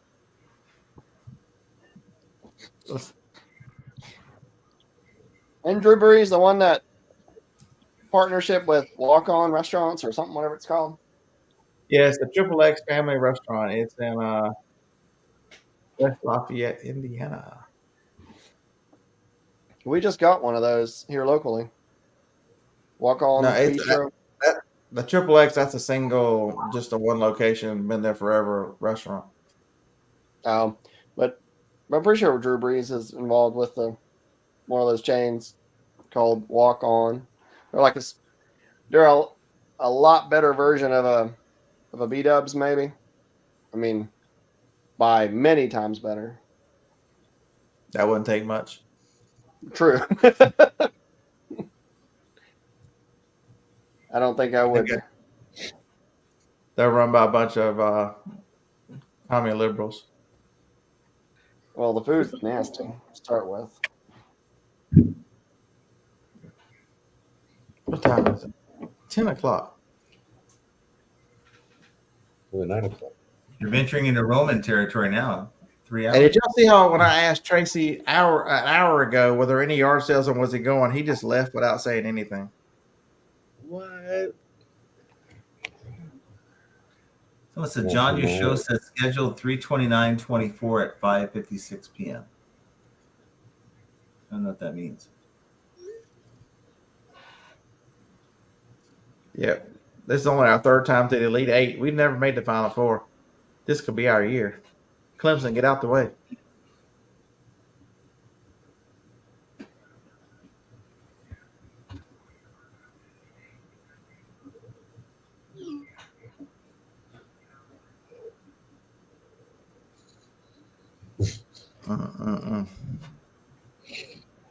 All right. Are y'all ready for my next great story?